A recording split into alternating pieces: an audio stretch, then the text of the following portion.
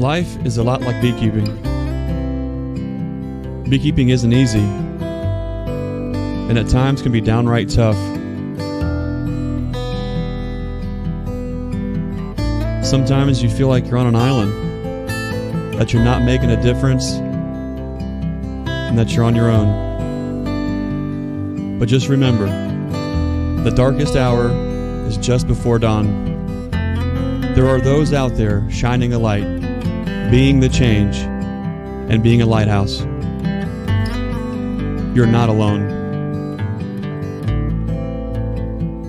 There's an incredible community of folks who want to help, who want to lift you up, and want to see you do well.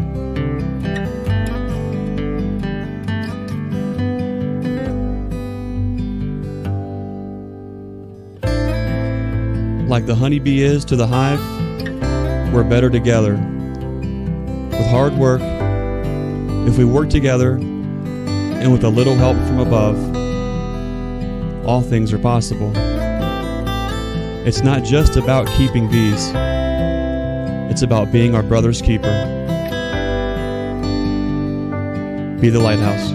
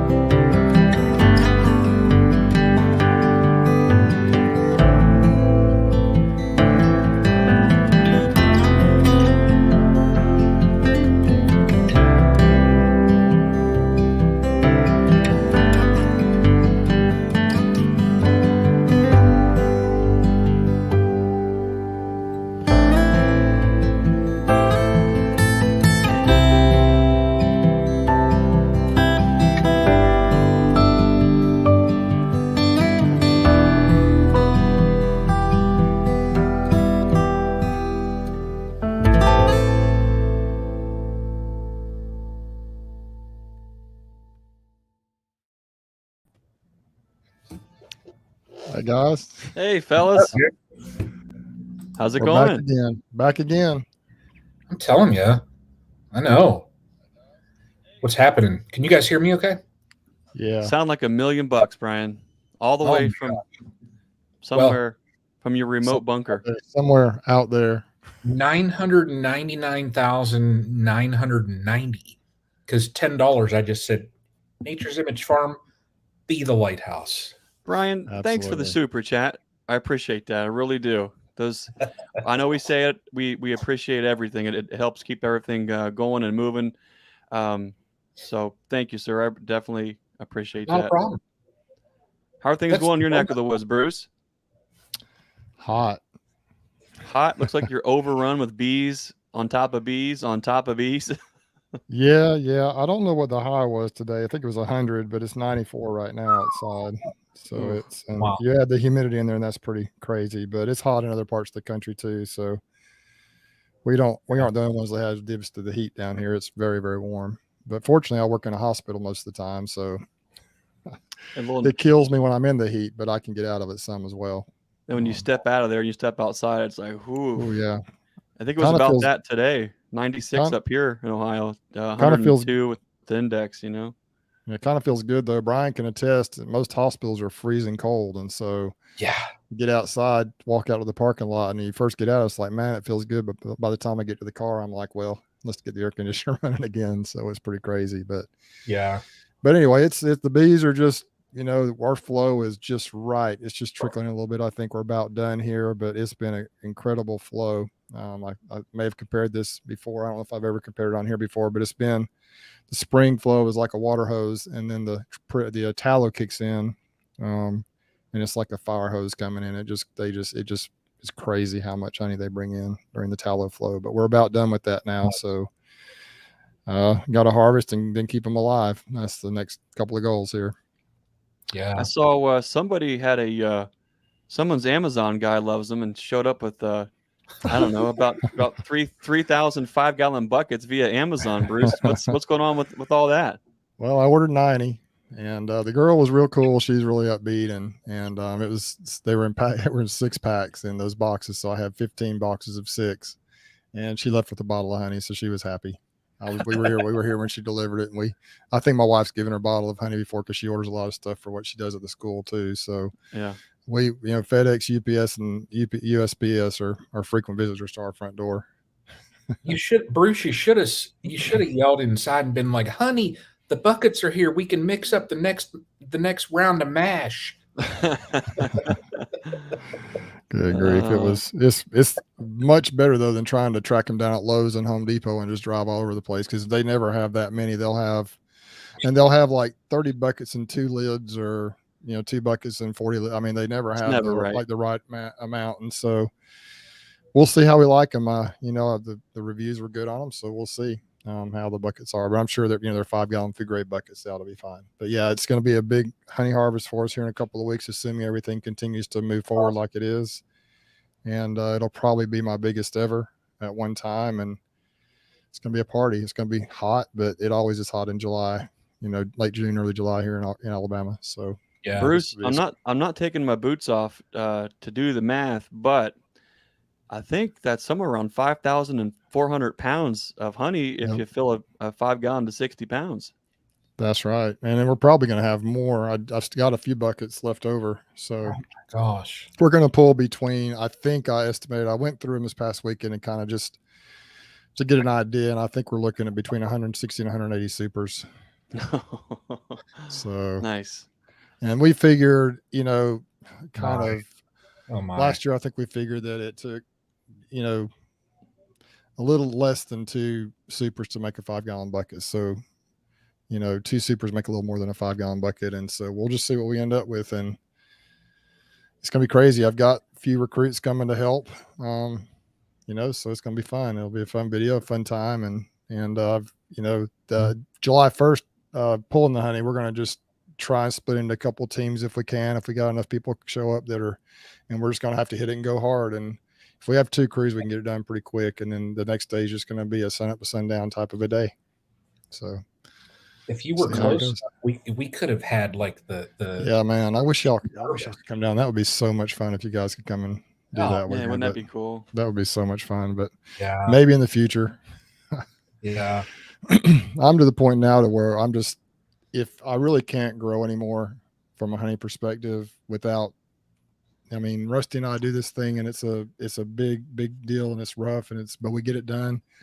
Excuse me. But, I don't know if I just don't know how I can sell a whole lot more honey than that either. I sold pretty much everything last year, and we had a little bit less than last year than what we're going to get this year, I think. So it'll be interesting. See what happens. But at what point, Bruce, do you get to where you've got so much yield that you end up having to wholesale it to where it kind of offset the time you want to put into it? Well, that's the big question right now. I do wholesale, quote unquote, wholesale to some stores. I definitely give them a break so they can make a profit from my honey that I sell. And then of course I sell quite a bit retail. And then, but my buddy Davis this year, he's going to refer all his honey customers, retail customers, to me, because he just took his honey off the hives, hauled it down to Florida. There's a honey packing plant down there. It's a distributor, or they buy honey. It's a big honey broker, I guess you would say, or distributor. And they just basically, he took his boxes down there, dropped them off. They extracted them, and they're going to write him a check, bought the honey from him. So, wow, it's in drums, and it's at the wholesale price for drums, but and then they charge a little bit to extract it. But hey, there's no, it's just, and he's a 1-man operation, so he just really can't hardly do it. And he's the guy that kind of has led me along. Him and Tyler Walker, just across the border down there, have helped really guide me through this journey. And Davis was the first one that kind of got me talked into trying the pollination. He's the one that I'm a year or two behind him in a lot of what I do. But he's the one that's kind of helped me with that. But he's like, I'm done doing retail honey. I'm just going to turn all my customers over to you. So we'll see how that goes. Hopefully it'll help increase the sales a little bit, but we'll see. I enjoy selling the honey. It's kind of fun to me, but we're going to be up to our eyeballs in honey this year. It's going to be a little bit ridiculous how much we're going to get, I think, assuming everything. You can't count it till it's in the buckets, but yeah, I went out that one bee yard in Newton where we dropped the pollination bees when they came back, 48 colonies. 2 or 3 of those have died out, but there's 40 plus out there, probably 45 colonies. And I counted, I counted 80 something supers off of those colonies that I'm going to get just in that one spot. And then I think it'll probably be more like 75. Some of them probably aren't quite full enough to harvest, or we won't get a whole super out of them. So let's just say 75 in that one spot. So hopefully we can have a good crew and move fast and just get through it quickly, but we'll see how it goes. It's going to be an adventure for sure. And I'll definitely sleep good that Saturday night when we're done. It's just too bad you're not going to be pulling honey at the end of July. I want to thank Fuzzy World and Bohemia Bees both for your $10 super chats. We're going to put that money and then the diesel tank. We're going to go down and hopefully see Bruce and a couple other guys down in Alabama here at the end of July.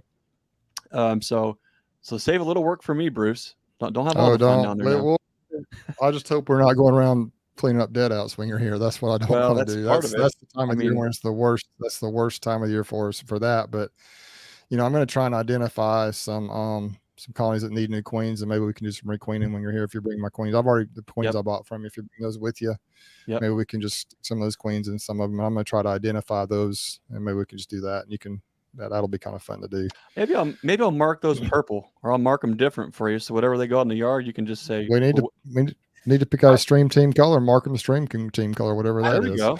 Yeah. Bruce, I want to say, I have seen Greg's marking skills. Oh goodness. And he did top notch. Top notch. Thanks, Brian. Some of mine aren't. Mine will have half of it'll be. Mine are. Sometimes the poor eyeballs get.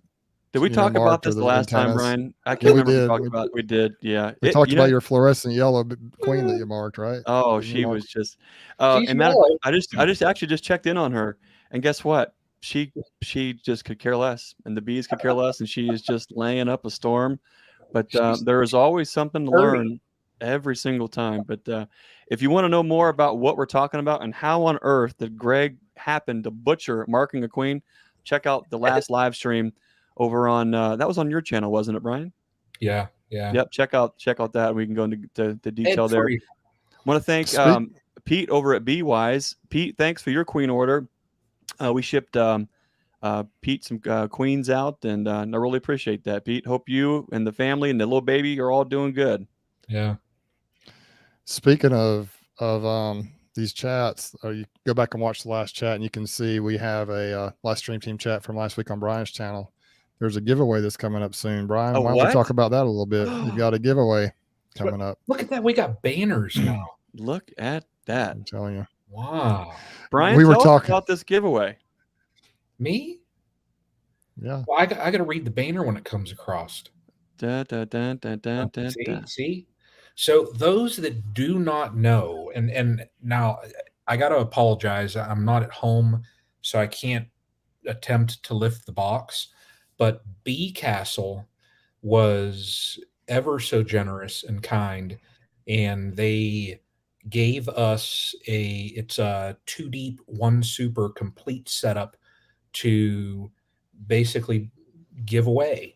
So you have to comment. Now it's not in the actual comments of the stream, like people are talking in that right now.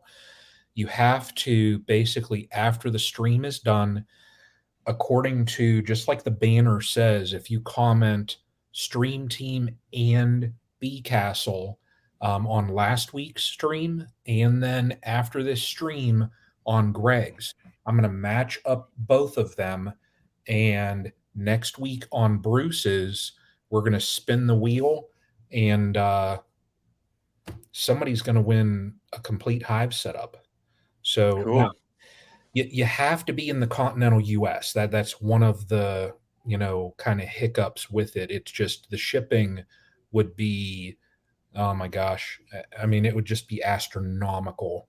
But within the continental US, next week, I believe I'm going to be home also. So we'll spin it next week, and then I should be able to, within a day, get that sent out. So, and also, Greg, you over here, you had news with that also, didn't you? Sorry, Brian, I was listening, but I really wasn't listening. Could you say that again? Oh, you had some info and some news for a giveaway also, though, right? Wasn't there something else? I mean, we had a hive. There's a lot of very exciting giveaways coming up here very soon. One of the giveaways that we would like to throw out there is one of our Appalachian mutt queens here from Nature's Image Farm. We're going to raffle that off in the wheel of fun, or whatever we call the thing there. We do need to figure out. I should have marked Pete's and everybody else from the stream team. I should have marked everyone's a certain color. That would have been a smooth move. So maybe from here moving forward, I'm going to have to mark those. Just a goofy Henri. What in the world is this kind of a color? And anyways, what's the rules here, Brian? If they maybe just put in hashtag stream team. Help me out here.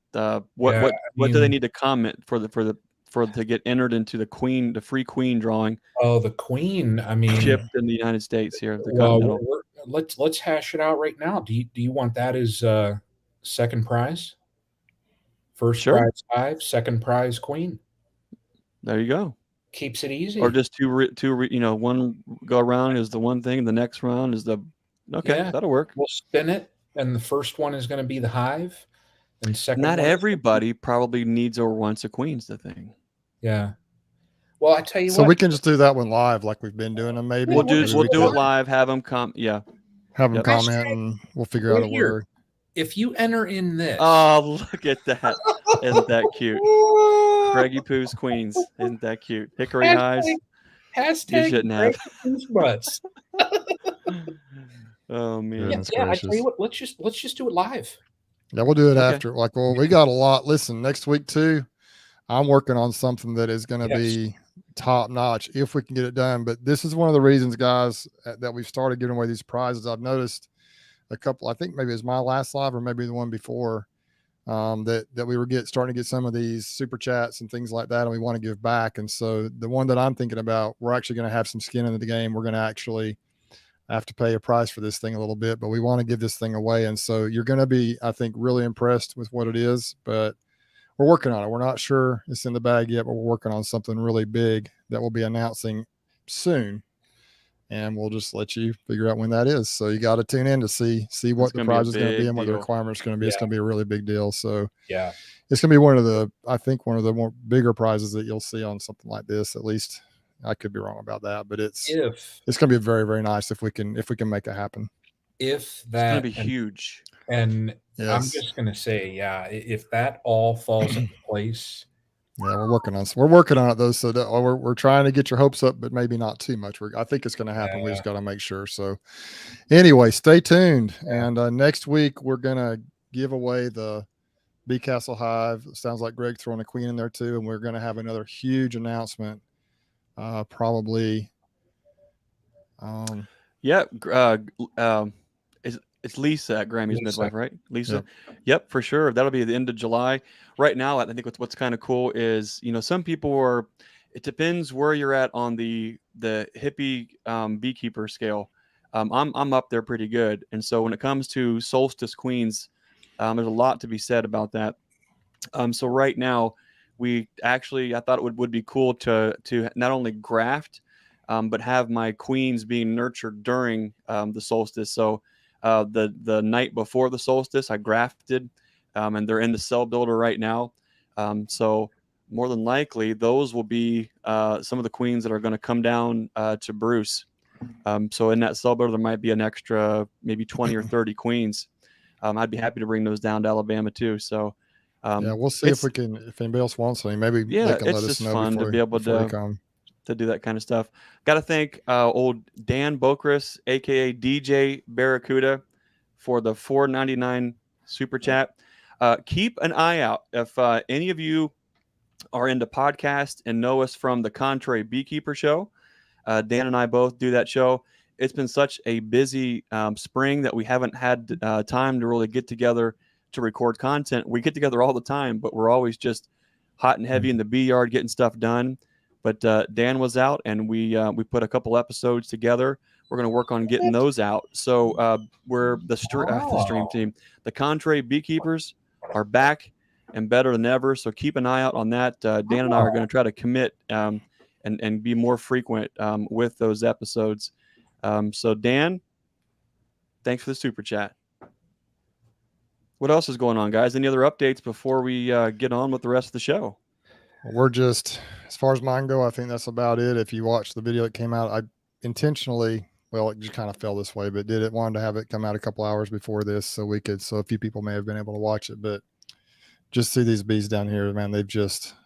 Literally 3 weeks is just a total difference. They've been pretty strong this summer, but man, I just can't emphasize enough how strong that tallow flow is. I don't know what it's like in other parts of the country, what trees there are that do what tallow does. I'm sure like up in the north when they have canola and stuff and it's right on a field, maybe it's kind of like that, or maybe there are some other crops. I think in out west, there's some like linden trees or maybe some basswood. I think is another name for linden trees. I think they may do something like that. I think linden is kind of a similar type tree. It's a different kind of tree, but a similar type of tree that maybe some people don't like very much. But the honey, it just drips honey and nectar kind of like the tallow does possibly. I know they've got those trees in Utah and that honey is really good, but man, it's just so cool. It's so fun to see the bees just, it's fun, but then again, it's almost difficult because they can get honey bound so fast. I mean, if you're not on top of it, they'll just be plugged out. I mean, it's just incredible what they can do. The work these little critters do is just amazing.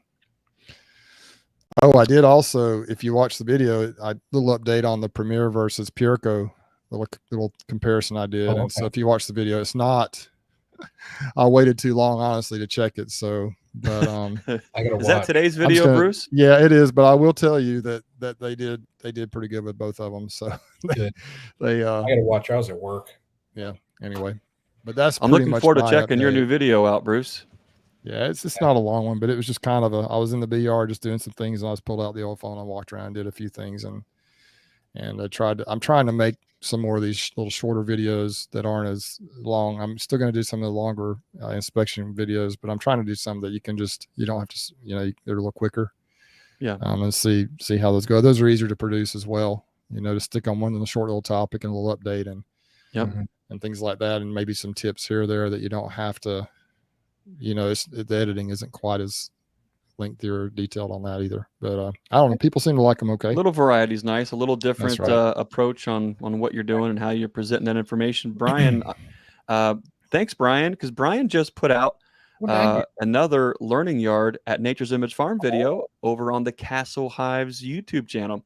So if you want to see a little bit more about how we are helping folks get into beekeeping and also kind of our involvement with Hives for Heroes, and our military veterans are all part of that too. So we've got to give a shout out to them. Matter of fact, tonight, drinking from the Hives for Heroes tumbler. Super great outfit. If you are a beekeeper and you've managed to have a little bit of experience and you've been able to keep some bees alive, we highly encourage you to go over to hivesforheroes.com, sign up to be a mentor. And Hives for Heroes is a very special outfit where they are dedicated to just literally linking up a newbie with a mentor over a hive and to kind of facilitate that positive learning opportunity, make that actual live face-to-face connection. It's doing a lot of great things for a lot of folks. So hivesforheroes.com, check them out. And another little shout out, looks like Jack Struna, I guess, is a big fan. Hey, Jack. Thanks for putting up with us. Yeah. I just see also, and I hope I don't mispronounce your name, is it Danette? I see, I got the pop up as far as commenting on the contest. So just make sure nice. those, again for the giveaway, comment on last week's stream, and then you'll have to wait until after this stream, and then just flood the comments on Greg's with Stream Team and B Castle, and it's a 3-box complete setup from B Castle. So yeah, I think some people may not know that you can, that when we're done, it just uploads to YouTube, and you can just comment like you always can on a YouTube video. And so it's almost like we're uploading an individual video, which we are, and then you can comment like any other video. So that's what we're talking about. For those who may not understand that, wait until we're done with this tonight, like Brian and Greg have said, and then just go into that normal comment section and put that in there.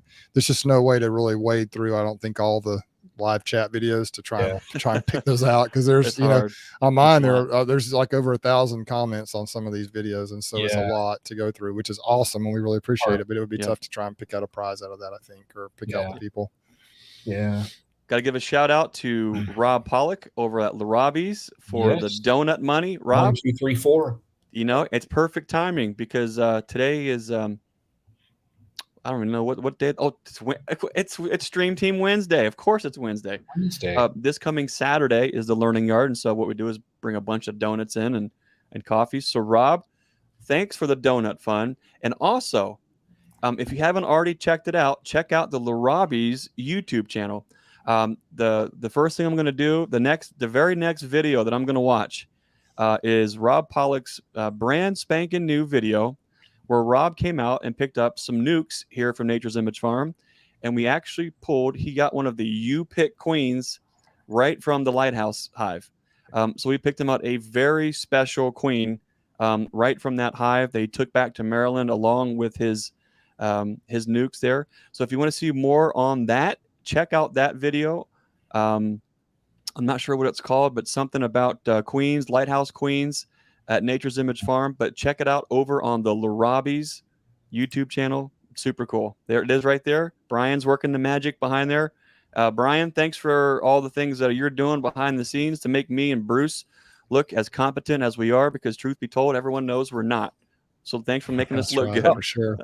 But guys, what are we getting into tonight? Well, Brian, where are you? That's not your normal digs there, Brian. Yeah. I'm in Aurora, Colorado. Wow. See? It's still light outside. That's wow. Yeah. That's a big deal. Yeah. So you're in a hotel room working your magic from your laptop and still making us look good. Meanwhile, Bruce and I can have 18 bazillion screens and everything else and still can't figure out what we're doing. I can hardly get on these things on time. So Brian's the man. So shout out to Brian Coper at Castle Hives. No, and I tell you what, I have to thank you though, Greg, because Greg was up in my neck of the woods. Was it yesterday? What day? And so I don't want to get Jason going, Bohemia Bees. I don't want to get Mike Berry if Mike's listening. They're saying 15, 30, all you're this, gonna get whatever. Mike Berry fired up. But somebody in this group of 3 of us ran out of frames, and there's someone else in the group of 3 of us that was in my area and left a stack of frames for me. So Greg, I appreciate it. That'll really help. Service with a smile. I got to meet Pat, and she told me all of your childhood nicknames and all the things. So just wait, buddy. Just wait.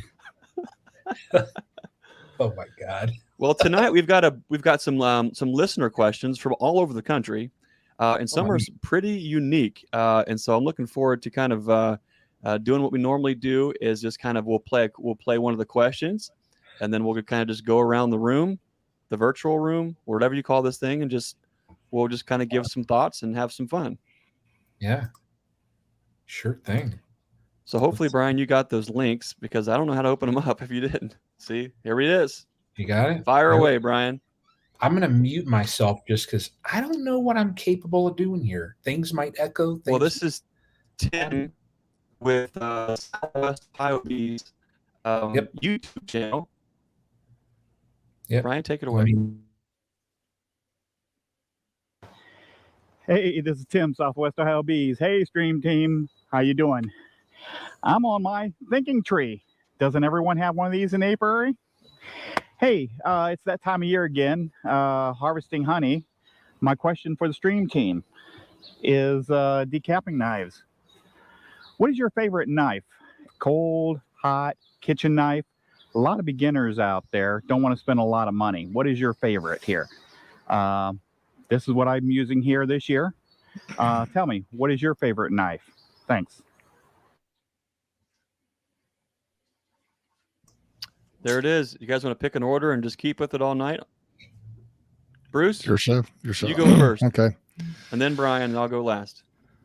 Well, we actually use a Simple Harmony Farms Uncapper, which is it's like a, I don't know how you describe it. You push the frames down. It's got little knives that slice the cappings, and then we spin it out. But in the past, the serrated honey knives are the ones that I prefer. You can just use like a bread knife, but we would order the actual honey serrated and capping knives. Just do it cold. That's what we ended up doing. We would use before we used the Simple Harmony Farms, and we could still do this if we decide to. I still have the equipment, but we take a 5-gallon bucket, put a paint strainer down in it, and we get it's a yellow device called a comb capper. You can go to combcapper.com, I think, or you can get it on a lot of beekeeping supply stores. Fits on the top of the 5-gallon bucket. Set your frame up in there. It's got a little notch for the deep and the medium. And then you just take that serrated knife and just saw it right down, and it drops into the bucket. And the cappings do, and you do both sides, and then you stick it in the extractor. So we did it that way for years until I just finally decided to get the Simple Harmony Farms Uncapper just for the speed aspect of it. But that's what we prefer to use. We decided upon. Cool. Brian?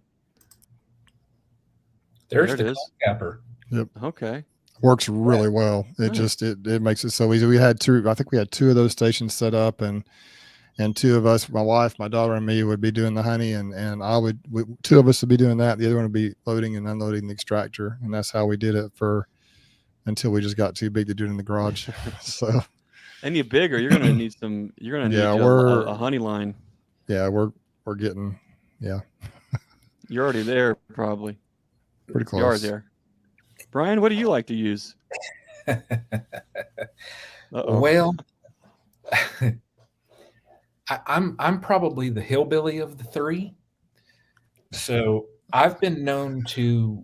I have a uncapping knife. It's just one of the cold ones that I would run down it, and I lost that somewhere.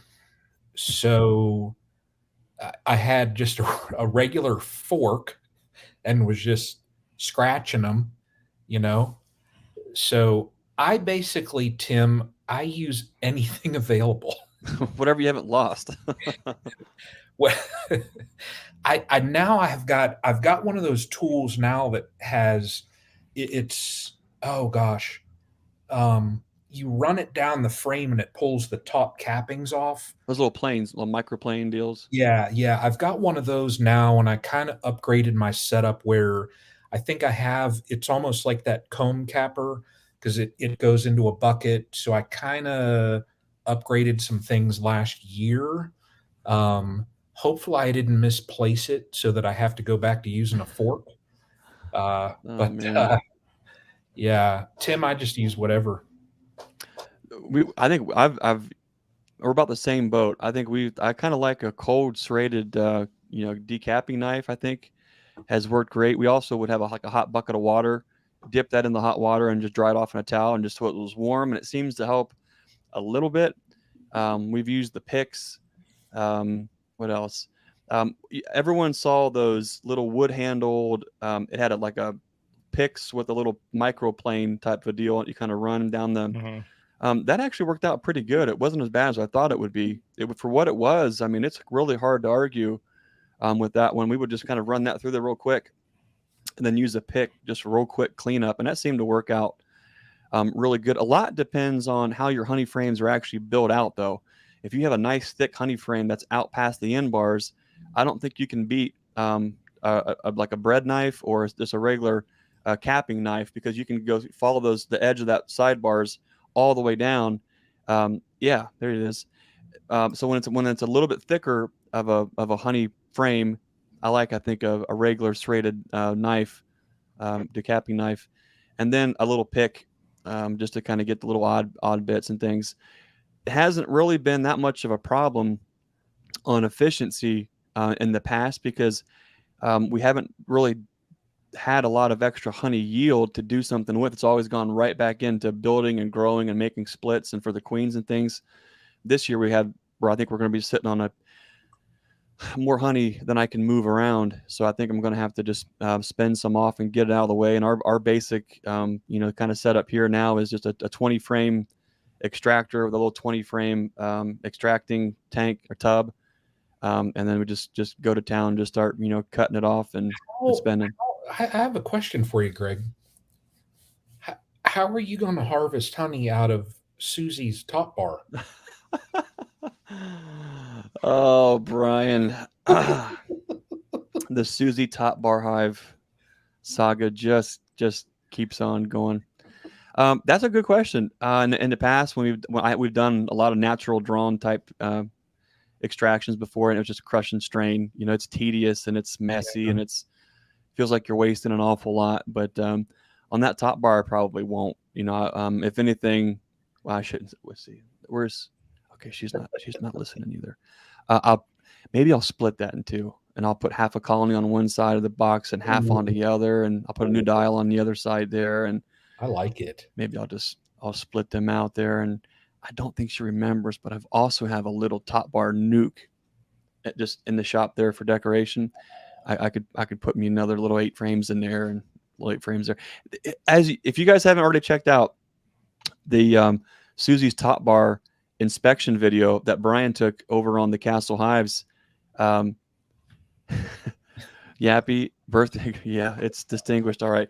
That's this side. Yeah. That's our second oldest just turned 16 today.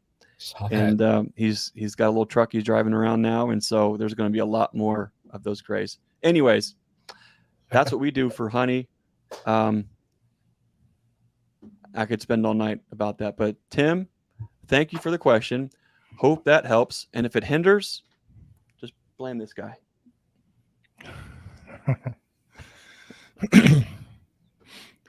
One of those things, it's scale. Everything is about, once you get to a certain little notch up, and then the dun, there's little pieces of equipment that you think you need to get or acquire to make things either be more efficient or save time. But it's always a balance. You got to spend some money sometimes to save a little bit of time, and sometimes you save a little bit of money and it costs you a little bit extra time. What's that? You guys know that? What's that? Oh shoot. Jeff Johnson always says it. There's the 3 metrics, and you can only pick 2, where it's fast, good, or my brain's dead. That's good. You can only have 2. Yeah. Time, quality, cost. Yeah, that's right. You can only pick 2. So you can't have all 3. 3 can never get all 3. That's right. Yep. Tim from Southwest Ohio Bees, if you haven't already, check out his YouTube channel. He's got a lot of great stuff on there. Actually, I haven't had time to really check up on any videos at all. But last I heard, Tim had some flooding, and it kind of so he had his yard was like on not really like an island, but it was separated from a creek. And took a bridge out or something like that, and I never found out what happened there. So hopefully, he got built back and better than ever, and he's in there in the bees. So Tim, thanks for the question. Yeah, thanks. Brian? There's another one? Wow. I got to play it up. The acting is not. The acting is so good. You're so good. I would be like, what is there, like, there's those B-rated movies. I would be like G. Mm-hmm. Like way down there. Yeah. Yep. Yeah. Let's see what we got here next. Let's see. Oh, we got a good one here. You mute. This looks like, and just like that, it's over. Thomas. Hey, stream team. Thomas here for Range Art Farm. So it is, what day is today? June 20th. And here in Northern Virginia, the flow is over. We have hit our dearth. So it's time to start thinking about fall and winter. Now, I've got a couple of colonies that are a little bit weaker, and I'm going to have to do some combines just to make sure we get some strong colonies to survive the winter. So my question to you all, how do you do your combines? Do you do a newspaper method? When you've got 2 queen-right colonies that you're going to combine, what do you do with the extra queen? Do you dispatch her? How do you decide which queen to keep? Any thoughts on the, what methods you use to combine would be greatly appreciated. Thanks, guys. Hope you're doing well. Bye. What a great question. That is a great question. Bruce? I haven't, I don't always do things the way a lot of people do them. And I hope I'm not telling you wrong here. So I'm going to be curious, really eager to see what you say on this one, Greg. But if I have a really weak colony, sometimes I'll just, and this sounds bad, but I'll just take them out a few yards away and just shake the bees out and let them kind of find new homes. If I want to combine 2 colonies, I would say I would probably, I would dispense of the weaker queen, the one that seems to be failing the most. And possibly, I'm not sure what I would do. It depends on the situation. And then I found if you really, this is going to sound weird, but if you really smoke the bees really good, sometimes you don't have to use that newspaper. I know a lot of people like to use that. I think you could also use a double screen board, let them get used to each other, the smell through this double screen board, and you could pull that out and let them recombine. I know that a lot of people, that's one of the purposes of that double screen board. If you're trying to save a weak colony, you could put it on top of the other one, especially if it's cold outside, for the warmth to get up through and see how they do. If they don't do well, you can kill the queen and then let them recombine because they can smell each other. I think that's a really good way to do it. But I haven't done a lot of combines. I usually just kind of I'll probably do more this year. I'm going to try to really make sure I'm not going to try to.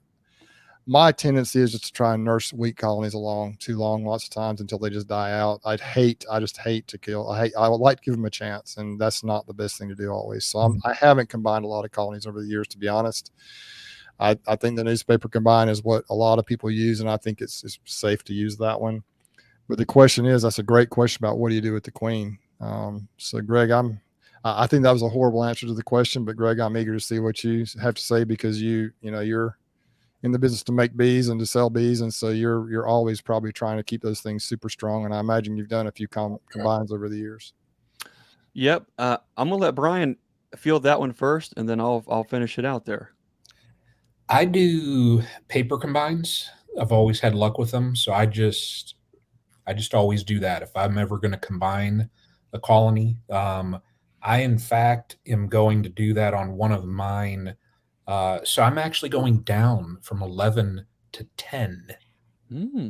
Good number. So I have one that is not queen right. I could go through the process and I could do this and that, and I could visit Greg and I could get a queen, but I'm just like, you know what? 10 is still fine. I'm going to combine them. I'll have a super strong colony. And my thought was I'd rather have a super strong colony than try and introduce a queen or try and get them to make a queen, or, so I'm just going to do a paper combine on it. And Phil, you are funny, buddy. Get him, Phil. Go get him. Yeah. But that's what I do. And I've never personally run into a situation where I have an extra queen. It seems like I always end up in situations where I need a queen. So, yeah. Well, I think I want to be careful how I answer this question, because one thing that absolutely irritates me is when folks present beekeeping information to come across from a place of absolutism.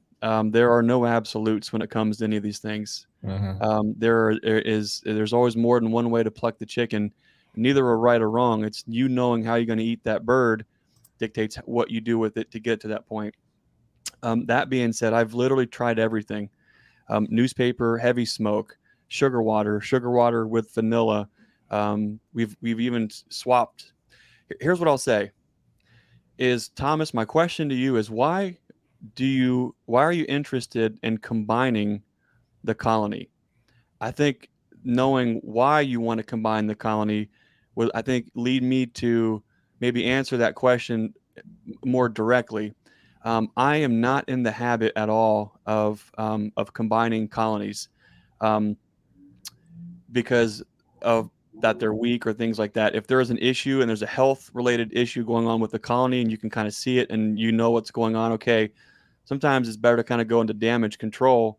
For me, I don't want to write off a queen unless I for sure know she's a bad queen. If she's not a good queen, and I can see that for whatever reason she didn't get mated well, she got injured, they didn't accept her, something like that, okay, great. Or if she's spicy, she's gone.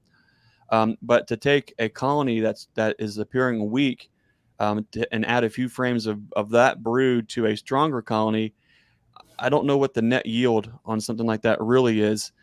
For me, I like to try to double down on my numbers going into the winter. And until you know what you can get by with going into the winter, I think you don't know what do you need to do as far as combining. What is weak in June or July? Is that going to get you through? That being said, we've overwintered in a 5-frame single medium before. As long as they were healthy and they're mite-free and there's no viral strain, those rascals will cruise right through. And that is an amazing asset coming out of the spring. So for me, I would rather spend the time in making sure that they're clean and they're healthy. And if that means robbing some frames of sealed brood, maybe even some open brood from another colony to kind of boost up, make sure that they stay fed, where they're at least in a 5-frame situation as they're kind of figuring things out, I think I'd rather put the resources to that rather than combining.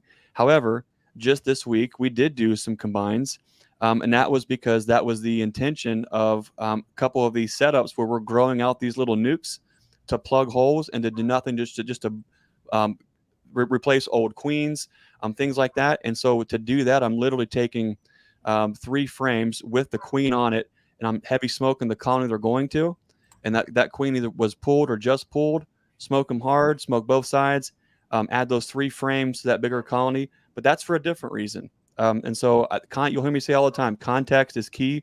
We're going to do a lot of these things a little bit different. So I'm going to throw the question back to Thomas to say, Thomas, why are you interested in requeening?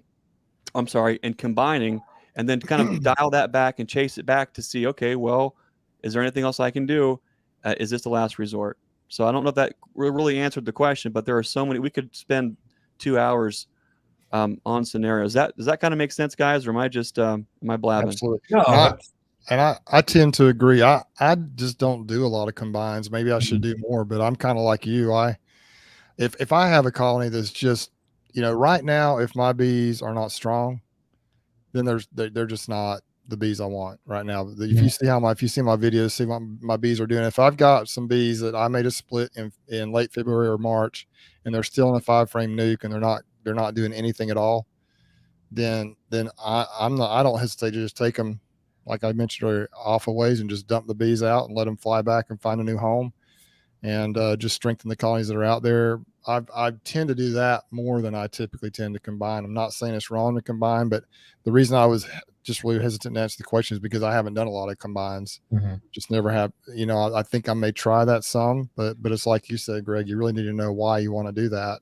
And Brian, I think your reasoning is good. If you just want to strengthen for honey, for example, I know some people do it for honey production. Right. If they've got a weaker colony and this coming up on the honey flow, and they want to get a lot of honey off that colony, and neither of those colonies is going to make much, but you put them together, you've got a field force right there all combined together, and they can just maximize that honey flow. Then that is one reason I think that people combine at times. Yeah. But that makes a lot of sense then. In my 6 years, I've done probably 3 or so paper combines. That's it. Yeah, they work. I haven't done them often, but I guess here we go. Here we go. Watch what I'm going to do here, Greg. Watch. Context is key. It's important. So it just, yeah. And like a couple people, Dan here says location makes a big difference. It is. I mean, location, that's going to dictate a little bit of what you do. Really, your end goal is going to dictate what you do. So there's so many variables in that question. The little things that no one really thinks about until you're kind of put into a position where you've got all these. What's hard is when you get, first off, Thomas, well done, because that yard is exploding. If you've seen the videos earlier in the year to where he is now, he's doing something right. So he's picking up on what he's looking at. He has some goals in mind. But there is one little trick that I think a lot of folks don't, or maybe they've never even heard of. But let's say you're talking about hive stands and you've got a really strong hive here and a weak hive here. One of the most awesome tricks I've ever seen, especially if the strong hive is already good to go and they don't really need anything else, flipping the orientation of those two colonies is one of the quickest ways to bolster up that weaker hive. If you do it at like 2 o'clock in the afternoon when the field force is all out and they're all coming home, it is an incredible way to get a lot of bees into that small hive. I have never had them euthanize or dispatch a queen and they come home. They're busy foraging, coming in, coming out. It's a great way to get a lot of extra bees into that smaller colony. And then the other thing, for some reason, if you just say, hey, I am out of equipment, they're not going to produce honey. I don't want any more colonies. I've met my number. My wife says, you are not going any bigger. And you say, I'm not going any bigger, or whatever. That doesn't matter, whatever the reason is. What I would consider doing, though, is possibly keeping that colony just for cheap insurance policy until the very end of the year. If you can keep them cruising, at least in a 5-frame nuke or even a 10-frame single, combine them at the end of the year, because now you've got potentially a backup queen that you can requeen if something happens. She's, you're not losing any kind of production. If those queens are laying 1,500 eggs a day or more, that's passive income that all day long, when you're not in that colony, they're working, they're creating brood, they're creating this, that, and the other thing. Maybe wait till the end of the year to start moving those resources and combining. I got it. Okay. No, we got it. Yeah, I got the troll. Okay. Not on this watch. Not on this watch. Okay. Appreciate it. So anyways, that might be an entire, if we could tighten up some of the ideas on that, there are so many methods to beekeeping that until you're in a place to where you have enough bees to where you are comfortable risking to see what happens, you learn you can get by with an awful lot of mixing bees, combining bees, moving queens from this box to that box that you would have never thought is possible until you're willing to take that risk. So that might be a cool show for later. So anyways, that particular subject is very near and dear to my heart. And I can wax on way too long philosophically when it comes to that. But that's a great question, especially when we have some of our guests on too, other guests, like I know some people, I'm getting to the point, it's kind of strange to where I just don't want to have weak colonies, when you're kind of starting off and you don't have a very few hives, you kind of want to nurse them along a little bit, but when you're really trying to, just make sure you have good, strong stock, you just kind of, it's not a bad idea to eliminate some of the ones that are, as you grow and get big, you just don't want to have weak colonies, and you've got enough that sometimes you can let some of those weaker ones go.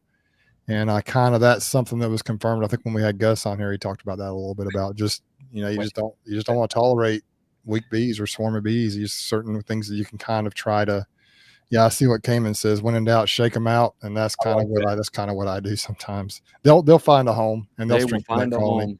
And that's not, if you just got one hive in the backyard, obviously you're not going to shake that one out anyway. But if you've got other hives in the area, anywhere close by, it's amazing how they'll figure it out. I've done that before just to see what would happen. And, one thing that I've done before is if I just want to move a hive, like during the daytime, I don't have time to go at night or in the evening, and I take a hive away, and there's foragers still out foraging. When they come home, there's nothing there.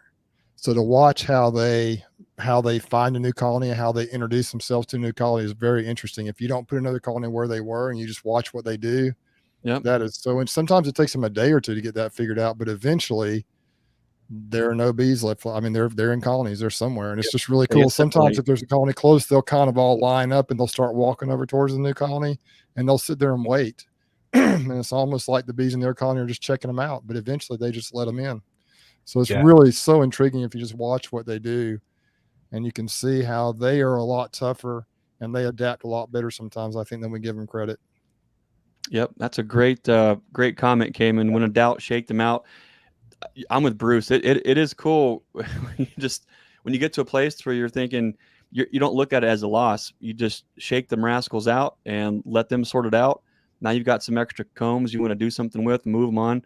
Where that's especially handy is if you get into a situation where you have any kind of laying workers. For me, no questions. I'm not even very, very, very, very few chances on those guys. I would shake every last bee off the frame and then go move those frames somewhere else to a colony that can use them and kind of propel them forward for sure. So G's Bees, thank you for the super sticker. Appreciate that. Gary, thank you. Hey, Thomas just popped in. It sounds like he's having some issues with his battery or storms or whatever. But Thomas, we just answered your question. When you go back later, if you can watch the recent comments, we were just talking about that. Golly, the trolls are out in full force tonight, aren't they? Jeez, crazy. Oh, man. We must be doing something right because the trolls are coming. That's I guess that's just part of the game, I guess. I'm telling you. Look at this. We got Mr. Jose Uribe. Each you deal with harsh question. How do you deal with harsh heat waves? At what temps will you not work bees? That is a great question. Well, let's start with Bruce. What is the hottest temps that you've worked bees? Probably just recently we've been up, mid to upper 90s, and it's awfully humid down here. And I was, I think the bees seem to do okay. It's not the bees that have the issue, at least at that temperature for me. Now they're cranky too when it's hot. They don't want to be fooled with too much, but they seem to do fine. I wouldn't just leave the frames laying out exposed to the sun very long, especially if there's a queen on that frame. That's not good for them. But if you're working them fairly quickly, it's not a big deal. I don't think too much, but at least now, if you get up, I don't know, like in Arizona when it's 115 degrees, I'm not sure, but down here, a couple of weeks ago, I was mentioning earlier that it was so hot one day. I think I was mentioning on the chat here that I went out. We actually put some frames together that morning, my wife and I, and then I went out and we got involved with them. And it was actually a couple of videos ago, I was just trying to add some supers to give them some room because they were getting kind of plugged up, and I was under supering them. And then I ended up the last half of my just put the supers on the top a little bit because it got so hot. I almost got overheated, and it was dangerously hot. It was, I think it was obviously in the 90s, but the heat index was probably well over 100.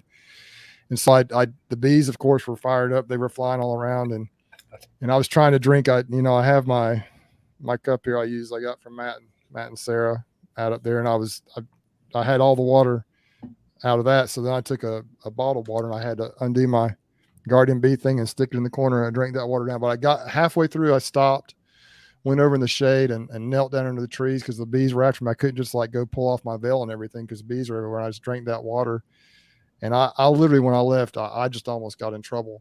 But what I did differently this past Saturday is I got up and I was out there by 7 a.m. It wasn't hot at all. It was really nice.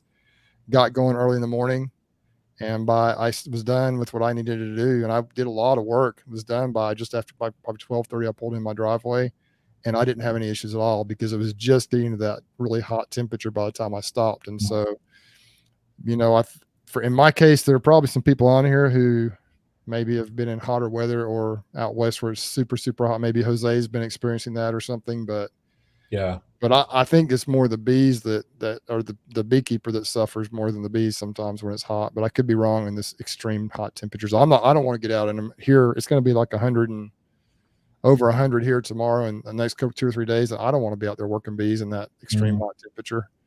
It's just dangerous. It really is. Yeah.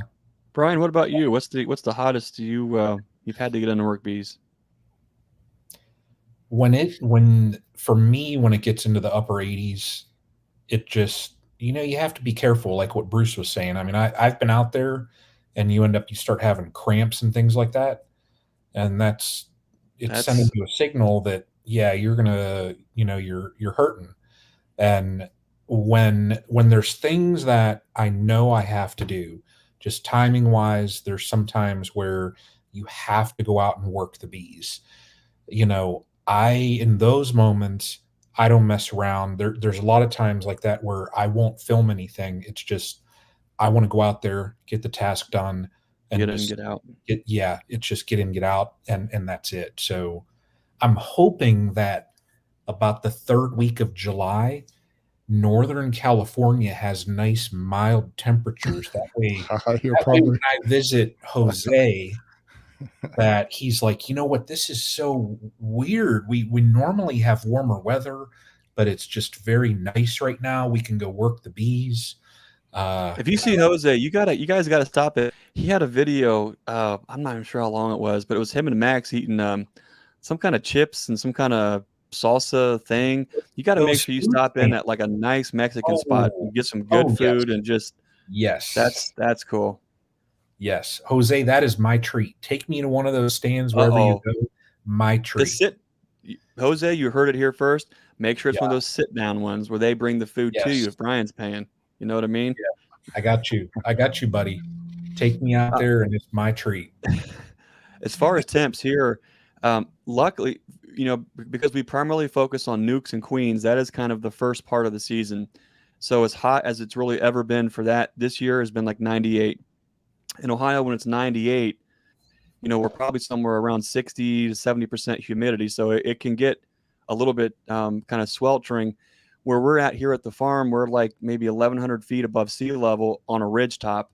So usually we can always catch a breeze somewhere. If it gets too bad, we'll just go jump in the pond and cool off. But the biggest thing, the temperatures, they do bother me. Look, pinky up. There it is. Right here.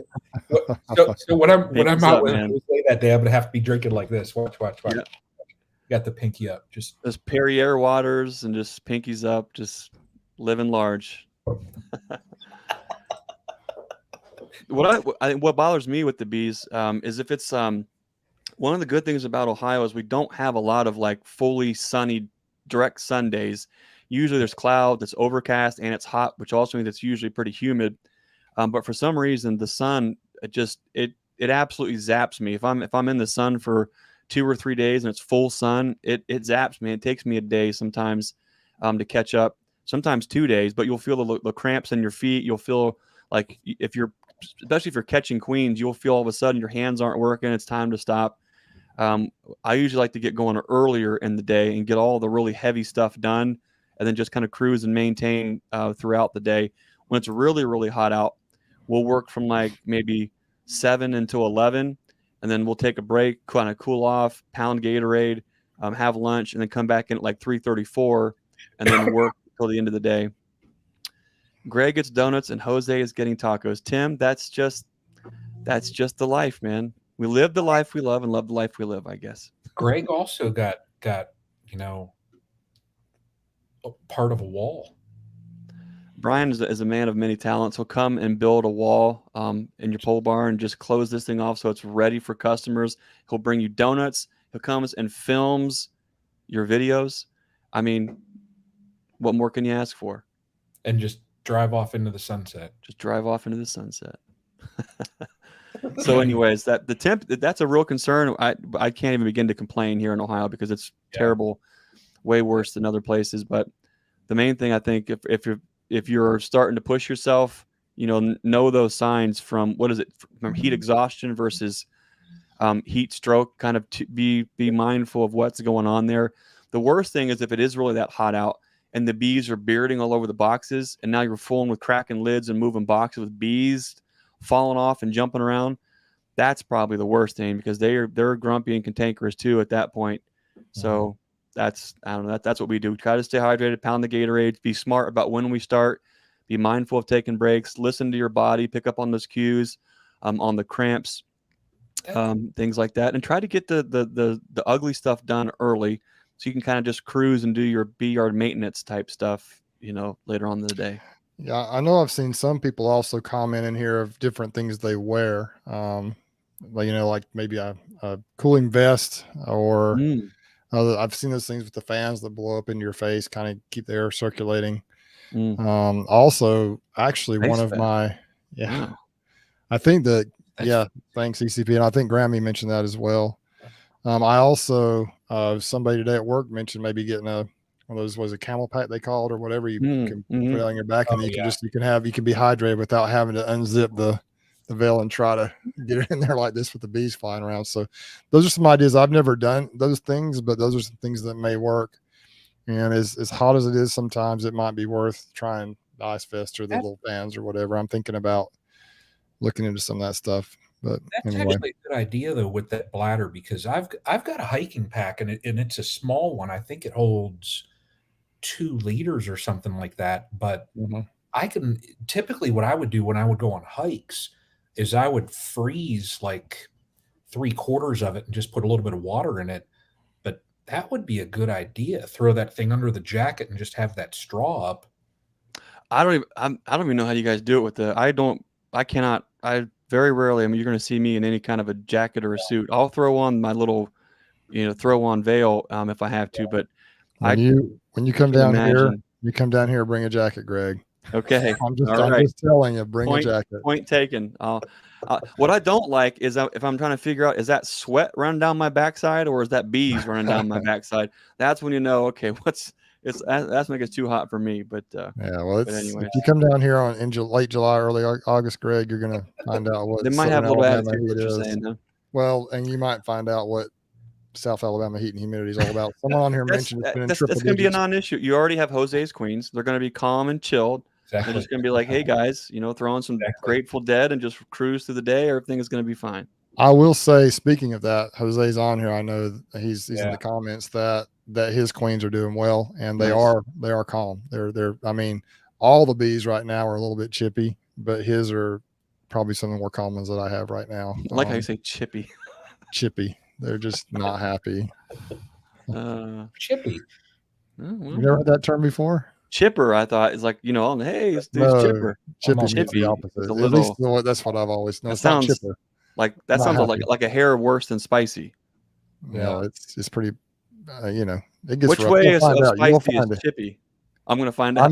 I'm gonna say it's not good. I'm gonna say chippy is not good. I don't have a full suit. Am I gonna have to get a full suit to come down? It's not that bad. I just wear a jacket. I swear. Okay. I just wear your Bruce. Your friendly guardian bee ventilated jacket, and I do just fine. Bruce, what I need you to do is when Greg comes down. There it is. Grammy's got it. She does. She knows. Missies. I'll be done. It's interesting. I mean, it's like they come in this climate. They've been really pretty good, actually, with the flow going. They haven't been bad at all. But man, there's something about the barometric. I don't know what it is about the weather. There's something about the bees certain times of the year, and no matter what bees you have, they just are nasty. And I don't know what it is. I have, and I've ordered bees from several places that are known for their general genetics, and they just have times when they are just not happy. Yeah. And I don't know what it's like. True.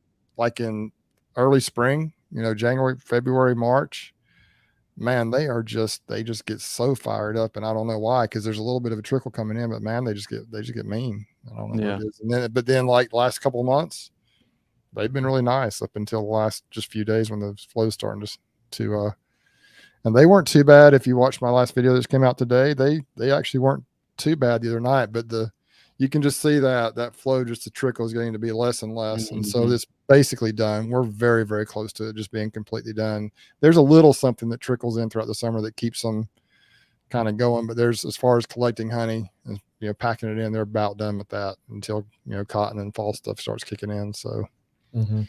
Dan Snyder, I like what he says there. I don't like the heat so much. I go barefoot when it's 20 below. Some of it, that's a story from another day, but some of us, depending on our genome and our makeup, we are Norse, Scotch Irish. So I want to be in the snow. I want to be in the mountains. I want to be where I'm cool. I'm a husky lumber squatch all the time. So you take me down south. I've worked bees in South Georgia and Florida. I've not worked them in South Alabama yet, Bruce, but there's a fine line to where I'm just like, Ohio. You've been in South Georgia or North Georgia? You've been in South Georgia or North Georgia? Yeah, both. Okay, well, it's probably very similar to what. But I've been in South Georgia nice times of year, earlier in the year, where they're definitely aren't chippy. Anyway, that's a term I've heard. Maybe I didn't use it properly, but I like it, Bruce. Don't get embarrassed, Bruce. Look at him. Now, don't come on, Bruce. Stop blushing. Chippy, I like it. It's a new word. Good. You know, good. Bruce, like I know we all know like Mission Impossible. You know, I'm going to send you down a little tape, and the mission, should you choose to accept it, I know this one over here probably is going to be like, nah, I won't need all that stuff. I'll just throw on this little veil. Please make sure you have video rolling, because he'll put it on. I Cayman when it's time to put them on, guys. I know when it's time to put them on, and I have had to put them on. I know the line. Cayman says Chippy, so if Cayman says it, it's okay. If Cayman says it must be right. It's a term. I know maybe it's a Southern term, but I know I've heard it out there. It's a Southern thing. It's a Southern thing. Yeah, that's great. Jeff from Lawson's Creek. Speaking of Jeff, Oklahoma. I guess that's south. That's look at this. Jack, get that off of there. There we go. I got it. Speaking of Jeff from Lawson's Creek, Brian, if I'm not mistaken, I think we do have a fine question just for this episode, this show. What are the episodes, shows, chats? I get the whole language confused between all the podcasts and the YouTube. Like, what is this? A show? Episode? I don't know what it is. It's something that's chippy. The Chippy Chats. It's Chippy Chat. Chippy Beat Chat. Yeah. That sounds English. Like Mary Poppins. What's the guy, Bert? You know, just that'd be Chippy. Right. Anyways. What'll be the title of the next one? Chippy Chats. Chippy Chat with the stream team. We'd have to be grumpy. More grumpy than we normally are. Okay. All right, Brian. Play the video from Jeff at Lawson's Creek. It's easy.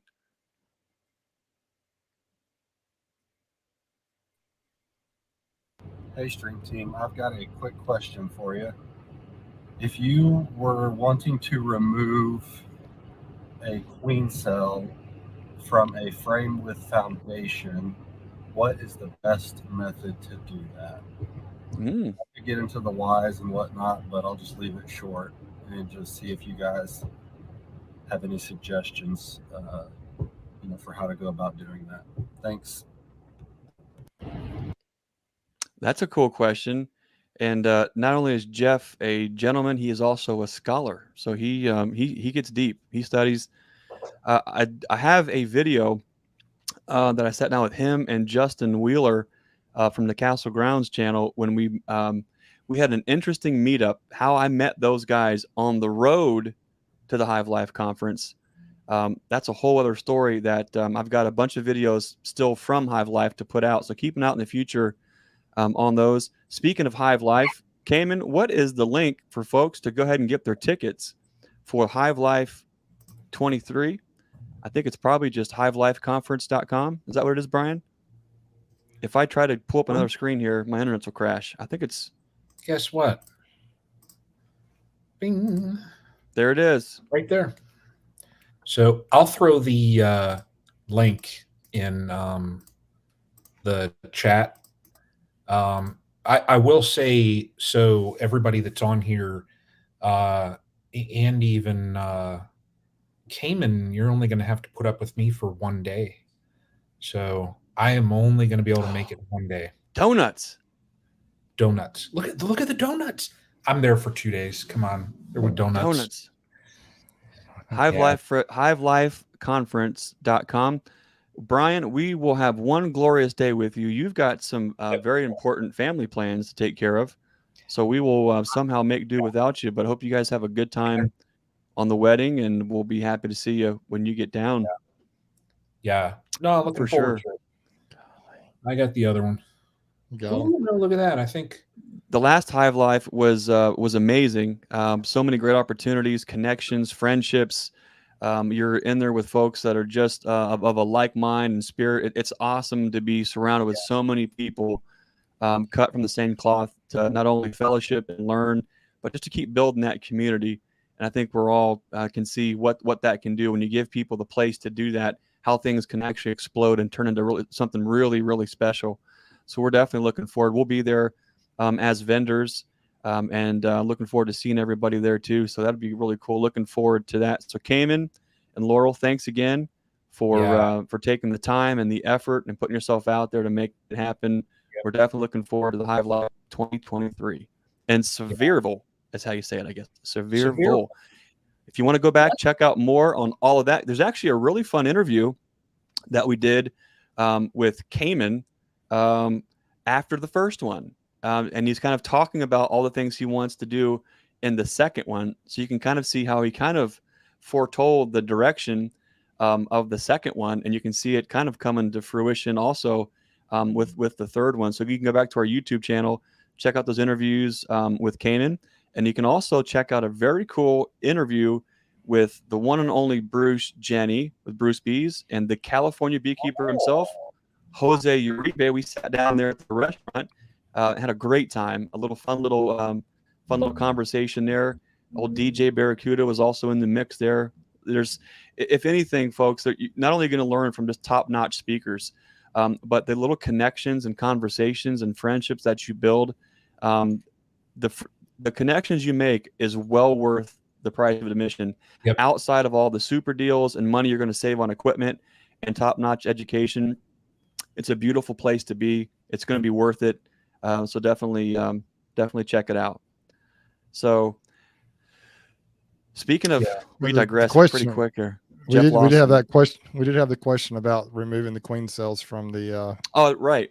foundation. So Bruce, you go first. How do you go about removing queen cells from plastic? I haven't really done it before because I've been afraid I would mess up the queen cells. Now, I know Gus Mitchell, when he was here, he talked about a method he uses, and he also, I think, did a video on it not long after that. So I think he may have a video on how to do that. But what do you do, Greg? One thing that we do, and I try to be careful about getting on my pulpit with this, but for a lot of folks who think they need to get into grafting year one to make queens and build a bee yard, we like to be very clear and say, hey, there are a lot of options, including crowding out some colonies, have them make some beautiful cells for you, and then use those cells and grow out a yard, especially if they are swarm cells. And these bees have beautifully and meticulously chosen the predecessors. I think it's an amazing opportunity to play to the strength of the colony to do that. Of course, you can just move a frame over. But one thing that I learned early on was to go to town cutting queen cells out. Sometimes you'll have challenges on wax foundation if it's wired, because sometimes those rascals will put those cells right on top of that wire. And believe it or not, you can still cut that right off, and it's a beautiful cell.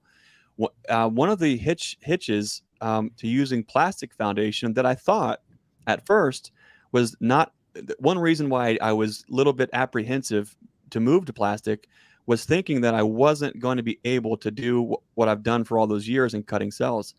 Turns out you can 100% cut cells. Oh, Brian, what do you have there?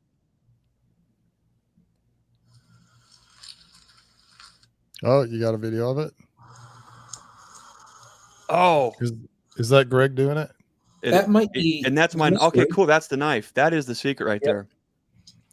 That knife right there. That's a great way to show that, Brian. You can absolutely cut queen cells off of plastic. It is way easier than you can think. And believe it or not, those cells can actually take a little bit more disturbance than you think, especially if they're like a day or two from emerging. They are they're nearly bulletproof. But what I like to use is an old-fashioned vintage fruit knife. It's serrated on both sides, and it also has the end of it is bent just a little bit. And you can see, great picture. You can get right behind that cell and just kind of glide down the wax, and you can cut that rascal right off. If you ever get to the situation where when you cut the backside, you can see like the backside of a pupa or a queen, you can really easily just take the wax and just kind of go right up over the top of it, drop it into a box. They fix it. They go to town. I think, Jeff, it's an amazing opportunity to make some gorgeous, most beautiful queens you will ever see to come right from your yard by cutting those rascals out. And you can do it with a paring knife. You can do it with a steak knife. Those knives that every time I take a trip down south of Florida, I try to find those knives. And over the last couple of years, they're really, really hard to find. But another thing I would think about doing is when we butcher hogs and beef or anything else, there's a brand of knives that I like a lot. And they've been around forever. And they're just called Old Hickories. They're just a farmstead staple. It's a carbon steel blade is what I like with a wood handle. You can take those smaller paring knives, and if you've got a little bit of a workshop at the homestead, just take a benzo and heat up the tip of that knife and get it hot, and just stick it into a vise or a pair of vice grips and just bend that tip just a little bit so it creates a little bit of a hook, and then you can get right behind on the back side of that cell and just cut it out. Super easy way to do it on plastic. If you have a more flexible, smaller paring knife, you can use that and just kind of fillet the back side of that queen cell off. It is super easy, works great. I would highly encourage you to give it a shot. I need to try that next year, maybe. Jeff, I will, that short little clip that I have of this one over here doing that, I'll upload that as a short, and when I do, cool. I'll tag you on it. That way Awesome. you'll get notified. That's good stuff. Hey, why don't we've got 120 folks on here right now. Why don't we kind of review the giveaway information again? Because there's some folks on here that weren't on here last week, probably, or earlier tonight. Maybe we could talk about that. We're kind of at the peak right now. We're near the peak of our folks watching, at least so far. Brian, give us a recap on these magnanimous giveaways. Magnanimous. Well, not all of them. Some are top secret until Bruce's channel next week. Just the miniature magnanimous. Well, yes. Okay. So the giveaway, and you'll see running across the bottom in the banner, Bee Castle has been great, and they've given it's a 3-box setup, 2 deep, 1 super, the complete setup, frames and all. We're doing as a giveaway.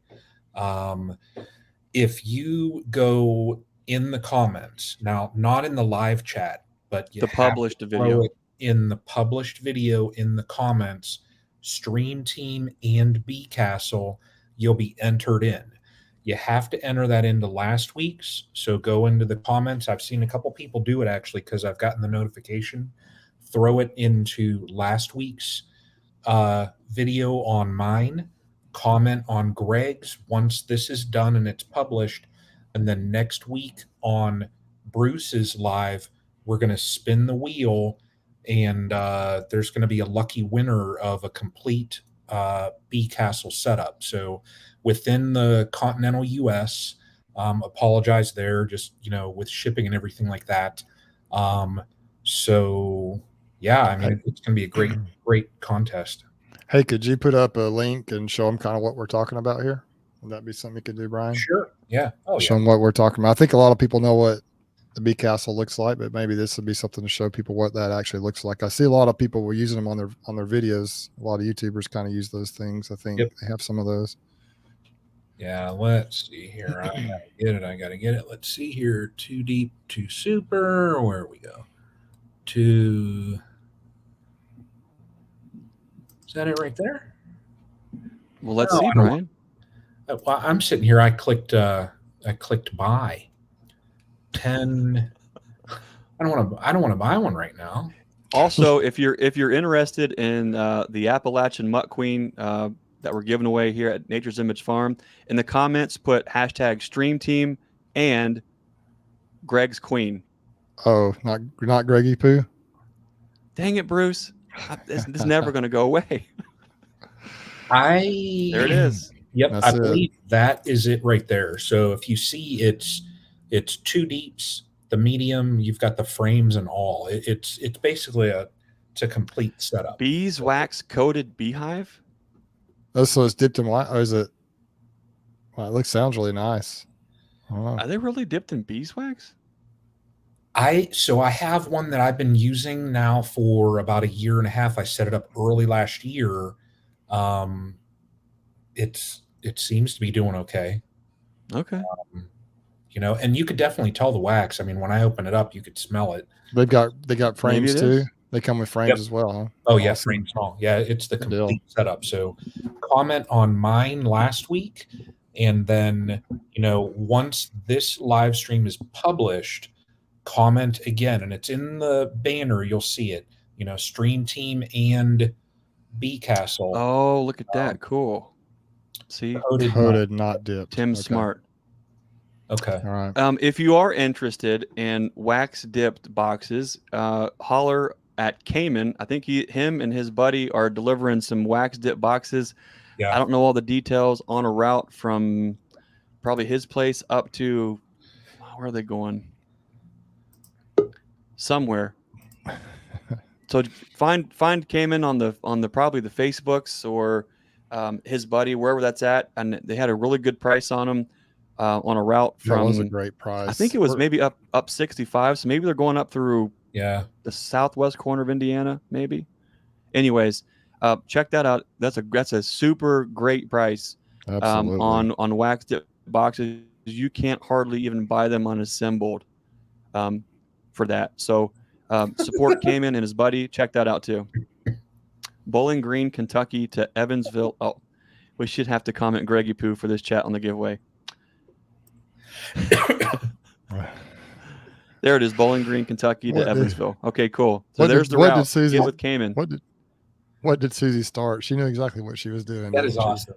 She, when she says she's going to get me back, that's, you guys know, that's, yeah. Love awesome. it. Cool. Hey, do we have any more videos, Brian? No, that's we do. The other one is only like 7 seconds. It didn't all come through, so we'll have to. No, it was only 7 seconds. Will it play? It's a real short video. Yeah, and we have a couple guys that I know can answer it. Yappy? Oh. Busted. Look at that. He's watching somebody else's live chat. There he is, paying attention. The student of the live chat. Look how good that looks on the phone. Not you, Yappy, the thumbnail. Yeah. Now we have a bona fide expert. Now, Brian, see if you can play that 7 second video, because it is pretty cool. Cayman, Greggy Poo or Greggy. That it is what it is, you know. Yeah. That's the name. Let me see here. Oh, I think I got it. So this question is from I'm going to butcher her name, and I'm sorry, Lulia Kujba, Cujba. She's a beekeeper here in Ohio. It might be kind of hard to see, and Cayman's on here, so he can definitely probably answer it too if we can't figure this thing out. What she is seeing is little bubbles in the nectar, and trying to figure out, why do I have all these little bubbles in the nectar? I've got some ideas, but I wanted to see Yappy and Bruce and Brian. What do you think is going on when you see all these little micro bubbles in nectar? I've seen videos about that, but I don't know. I don't know what the answer to that question is. I was thinking I couldn't see it very well. I was thinking it was something else, but yeah, I've seen videos where people show that. I don't know what it is. Yappy? I know we can't stomp Yappy. I think that it's actually a private moment with the bees, and they're actually just trying to take a bath. What? It's a bubble bath. Splish, splash, taking a bath. Yeah, it's bubble bath. I mean, I'd have too many questions. Is there, what are the smells with it that go along with what they're seeing? The smell of that's going to kind of send us in a different direction on what it might or might not be. Yeah. So there's one thing. I'd have to at least know that. But I mean, the closest thing I'd come to is that there's some kind of a fermentation thing going on. Maybe. I don't know. That's interesting by Dan. There are several people who are saying that. I was wondering about fermentation or as well. I think it's one of those two things there. It's either fermentation, which I mean could happen, but if that's going to be ferment, I mean, if you looked, judging by only what I seen in the video, what I saw was freshly drawn cells, and then wet nectar being packed away as fast as the bees could draw the cell. So if that was fermenting, there have to be a yeast, a smell. Right? There has to be a yeast, something else kind of going on. No fermentation smell, she says. So okay, I would almost say I think I'm on board with them blowing bubbles in the nectar to maybe help with that moisture evaporation. So Cayman says fermentation possibly. If a frame of nectar is shaken or jarred, it can look similar. There's Joel's Bees Elixir. I'm Lulia and submitted the question. Okay, so Joel's Bees Elixir was there any, she said there was no smell. Was the frame jostled or shaken or anything like that? Or is it possible, do you think maybe they're trying to evaporate the moisture? A lot of folks in Ohio are seeing the thing right now where the bees aren't capping the nectar at all. And it's been uncapped for weeks now, and they just won't close it. We've got a lot of heat, a lot of humidity. And I know a lot of folks are going to back to the shake test. They're taking the nectar, shaking it, and they're going and spinning it, and they're defining the thermometer that it's also the moisture content is right. So maybe they're on the process of trying their hardest to get the moisture out of the nectar. I don't know. No hive beetles, she says. So they probably don't have that to worry about. So, Lulia, if you would circle back with us in the comments after this video publishes, and let us know what you see with those bubbles, how that kind of progresses, what you kind of see with it. That would be pretty cool. No shaking. That's exactly how she pulled it out on an inspection. I'm leaning towards bubbles, that for maybe moisture evaporation. But let us know what you see in the next week or two. That's a good one. Great video. We have old Yappy, the bee man, the one and only. And if I'm not mistaken, Yappy, it looks as though maybe you are possibly sporting some new merchandise there. I want one of those shirts. Look, how does Yappy? I need to contact Jeff and see how I can get some of that stuff. Just saying. I just put an order in for a couple pallets. I didn't get a shirt. Man. Tell me. Have they come in town and made a 20 questions video on you yet? They did. Did they come in town for you, Yappy? Matt from Premier came down to. I know he did that for state of Alabama, and man, we did we had a great time. I got to give a little props to my friend Greg here. He and I got to talking one day in regards to bee frames and some different foundation things, and he had mentioned that the guys from Premier, we didn't have an opportunity at the Hive Live conference to meet, and they were kind of asking about me and wanting to talk. But anyway, he ended up, he made a phone call, he got me connected with them, and I appreciate that very much. We set some schedule up, and they wanted to come down and shoot some video. This is how business grows. We collaborate, and we worked out a little something, and they sent their PR guy down. Well, I don't even know what all to call Matt. He's got a little bit of everything that he does. Mm-hmm. But they sent Matt down, and we spent 2 days shooting some videos. I carried him on a removal. Tried to get him stung, but it didn't work out so much because he shot the entire thing in a bee suit. Now, if you ever meet Matt, okay, at the next Hive Live conference, guys, make sure you go by there and shake hands with Matt, and be nice to him, because the guy's definitely allergic. Like, we're talking EpiPen allergic to bees. Working for a company that makes bee products and coming to locations to video people and their bees. I mean, is this not true commitment? I don't know. Yeah. But dedication. Yeah. Great guy. Anyway, so we kind of did some talking, and I guess, I'm going to throw it straight out there and tell you, they wanted to, ask me about maybe trying out some of their products. And I say, I hate to owe people. I like to be, if I don't like your stuff, then I don't like your stuff, but I don't want you to turn around and send me something and make me feel like I owe you something, nice out of that. So ended up, I made a pretty significant order because I needed it. I mean, this is business, and I respect that they've got one and I've got one. So I made a pretty significant order with them, where I got me a nice little T-shirt, and hey, check it out. Huh?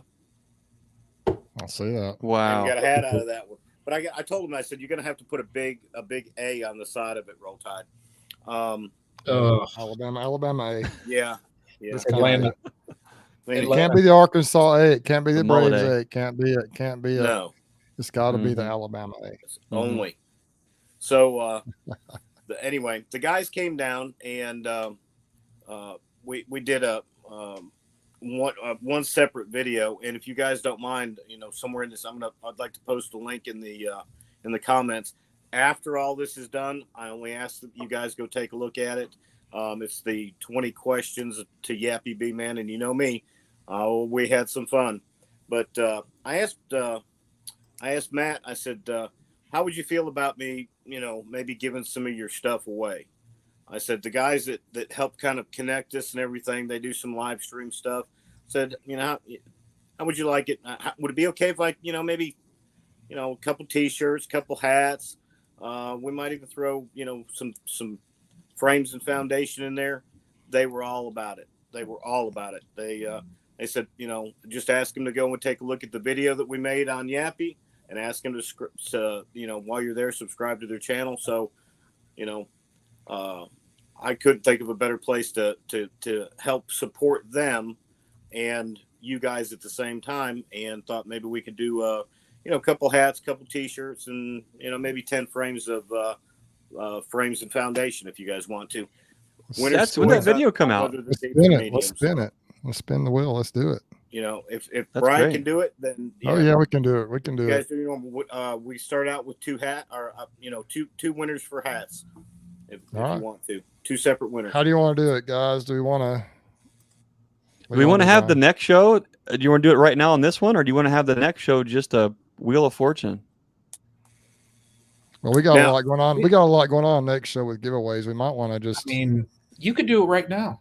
Yeah, we can do it right now. We can just. Cool, Brian. You know how to work the magic? Oh yes, absolutely. Wait. I might not be able to do it right now. Hang on. We're testing me. Let's see. Hang on. Or if we can't figure it out now, if folks go to the video that Yappy just posted and put hashtag Stream Team, maybe collect all those comments and then put them in the wheel. I got it. So everybody, comment, just throw any comment in the chat. And how it works is when you comment, I'll be able to look at a participant list, and then I'll throw it on a wheel and we'll spin the wheel. Nice. Yappy, how many items do you have? Yappy, how many things do you want to give away? All right, we got 2 how many separate giveaways do you want to do? I guess would be the question. 5. Okay, we could just do them. Just 1, 2, 3, 4, 5. We could just do that, no problem. Brian we're gonna have to give him a pay raise or something. I know we need to. I see this is important because I don't know how your Wheel of Fortune works. Whoever wins has got to write down my email address, sending me their name. I'll write down what they won, but as a reminder, hey, thanks Yappy, won the T-shirt. But you need to send me your shipping address, continental U.S. only. Don't ask me to send the stuff to Pakistan. But Yappy, tell us what your email address is if you don't mind, Yappy. So it will be realyappybman@gmail.com. Okay, we can post that here. Yappybman@gmail.com. Needs to be continental United States too, doesn't it? Yes, please. Is that Yappy? Is that correct right there? Looks like it. That's it. All right. So I'm going to grab a participant list right now. Okay. Right. So we're going to do copy. Everybody comment. People comment. Yeah. Throw. Shuffle it up. Oh man, that come across weird. Hang on. I'm going to see if I can't get it. Yeah. Wow. We got a bunch of comments in here. That is coming across weird. Shout out to a bunch of our local Ohio folks. We've got Roy Adams, Chad Holboy. These are great folks that support the farm. They're here for the Learning Yard. Good to see you in here, guys. Oh, man. Dang, I'm watching these comments roll like there ain't no tomorrow. That's right. Yeah, I know. I just love a nice free hat. I'm gonna tell you what. Take care of the hat and the T-shirts because unless I break a leg or something crazy happens between now and then, I very much plan on being at the next Hive Life conference with the paint pen in hand. I'll even autograph for you in person. Wow. I just don't have them with me as far as that goes. So, but Brian, what do you think? Hive Life, and I'll sign it. Let me share this, and it's coming across weird. It's given me like all kind of, you see now. I don't have my normal setup, everybody. So, we can see it though. We can see it. But yeah, let me see if let's see here. Let's go to we need to. Holy cow! Did you guys hear that? My dog is snoring something ferocious. Yeah, that's what under this table. Was. The dog. There we go. You got it, Brian. Let me see if I spin this and see how it comes out, because there's links in there too. So let me just see if it gives a name. Oh, it didn't work. Oh. It did not work. I see Don Bearden's name in there. Hey, that's Don Bearden right there. That's it.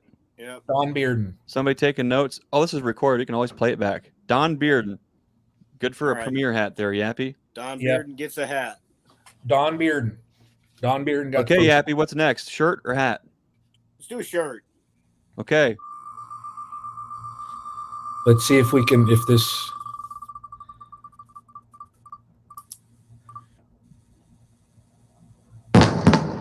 Oh. Rick Vereen.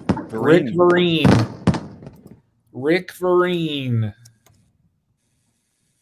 Nice job. Congrats, Rick. Rick Vereen got that one, and I'm going to click a remove. What do we got next? I've got another hat and another T-shirt, so you guys pick. You tell me. Okay. How about a hat? All right, we're going with the hat next. We're spinning it.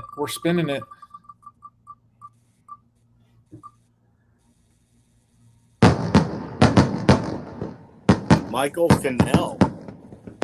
There you go. A hat from Michael Fennell. Michael Fennell got it. Man, look at this. It's like, I almost feel like we're turning into, like, we're almost at Oprah level. I don't know about that. Do you guys have those local TV? Do you guys have those local, in Ohio, we have this thing called, what was it called? My grandma used to watch it. Cash Explosion, or one of those like local TV lottery shows where they're like, it's like really low budget quality stuff, and you're trying to win I feel like we're more in line with that than Oprah. All right. But you get a hat. What's the last one here? All right, now we got one more. Let's see, we got one more. So I got Don Bearden got a hat. Rick Vereen got a T-shirt. Michael got a hat. So Don and Michael got hats. Rick got a T-shirt. Now all I need is one more T-shirt. One more T-shirt. And then we're going big with 10 frames next. So this is for a T-shirt. Hickory Hives. Hickory Hives won a T-shirt. Awesome. All right. Jason at Bohemia Bees, the Nature's Image farm mugs are coming back, and they're going to be better than ever. So stay tuned. We might have to throw one of those in the giveaway soon. All right. Frames? 10 frames. Oh, hey, you guys. Oh, here we go. We're spinning. I'm too excited to not. 10 frames here. Jason Hughes. The fireworks are a nice touch. It really adds just like a Joe Dirt level of quality of this whole thing. That's just real nice. Real nice, Clark. I got that one. I got the troll. Yeah. Are you getting the green troll? Yeah. Okay, good. Thank you. Yeah. No, I got that one. Yeah. Man. Yeah, they've been blasting you, man. Yeah. I'm on it. That's awesome. 33 miles are the trolls in the drawing. No. No, but I'm telling you. Yes, it's in the trolls. 10 frames. They're running a one-way ticket out of here. Send them a box of bees and let them get. Yeah, I'll send them 10 like frames with the bees attached. That's one of the hard things about putting yourself out there publicly, and having these things kind of go on. What do you do about it? You just do the best you can and try to clean them things up, and Yeah. Cayman made a good suggestion. There's maybe in the somehow when we set these up, we can filter out all the keywords. I don't know, but well, cool. Normally the trolls are not this bad. So I mean, everybody, it's like, I mean, we apologize, but if there are people out there, it is what it is. Yeah, better to do. Yeah, it's it is what it is. So yeah, I saw that comment, Chad. That's a good one. Maybe they do need a T-shirt and a hat. But anyway, so cool. Hey guys, I just appreciate you letting me jump in. The Premier guys, they were great to me, and your names they all knew and everything else. So they were super happy, excited to let me come on here and throw some names around, a little bit of merch. But yeah, I ordered a pallet of frames from them, and super good to work with. Yeah. But I'll go ahead. I'll post a link after the stream's over with. I'll go in the once it it renders as a final video. Guys, please come back and check the comments and take a look at the link to that video. The Premier YouTube channel. 20 questions with Yappy. 20 questions with Yappy. And I'm looking forward to seeing that. Oh, it was full blown crazy Yappy. So is that public? So that's already out right now. Yes, it is out. Nice. When did they put it out? Because I'm subscribed. I don't think I got a notification on that one. Probably it's within the last 2 days. Okay, cool. I just probably missed it. Cool. Well, I'll get on. I'll have to watch that. I've watched some of those 20 questions. They're great videos. They do a great job with that. Well, that was the wrong link. This one right here should be it, because I'm on Premier's. It's their page. It's 20 questions with. Okay, there we go. Night, Lisa. Lisa's turning in for the night. Night, Lisa. Yeah. You are not allowed to leave this chat to go watch this video until this chat's over with. So, but I put it up in there. So, but it'll be Greg. You guys can end up throwing that in there. That's it, right there. Yeah, there is the classic Yappy color. Phil from 33 Mile. He was going to post a video, but he could not find that tone of orange, and so he didn't want to offend Yappy any further with his high vis green. So he said, "Guys, I love you. I love the show. I'd love to send you a question, but I just don't want Yappy on my bad side. I cannot find Yappy orange." So he had to refrain, had to politely bow out of this one. So Yappy, you're making moves. Hey, Gus Mitchell's checking in. It's pretty cool. See Gus on there. What's up, Gus?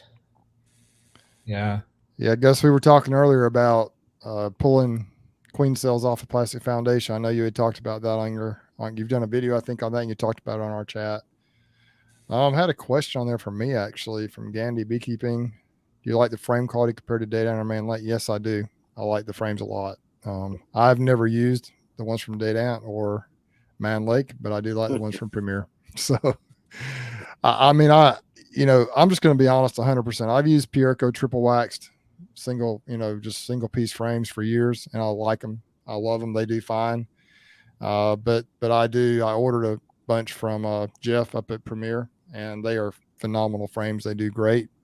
And I think the key is just the wax is the biggest thing you got to be heavy waxed. That's going to make a big difference. So makes a big difference, doesn't it? I've gotten standard wax from other companies before, primarily Pierco, and they'll draw them out a lot of the time in a really good flow, but otherwise the comb gets a little wonky. But you add that extra heavy wax on there, man, they just go crazy with it. But I've been very impressed. Jeff has been nothing but helpful. Matt, I've talked to Matt as well.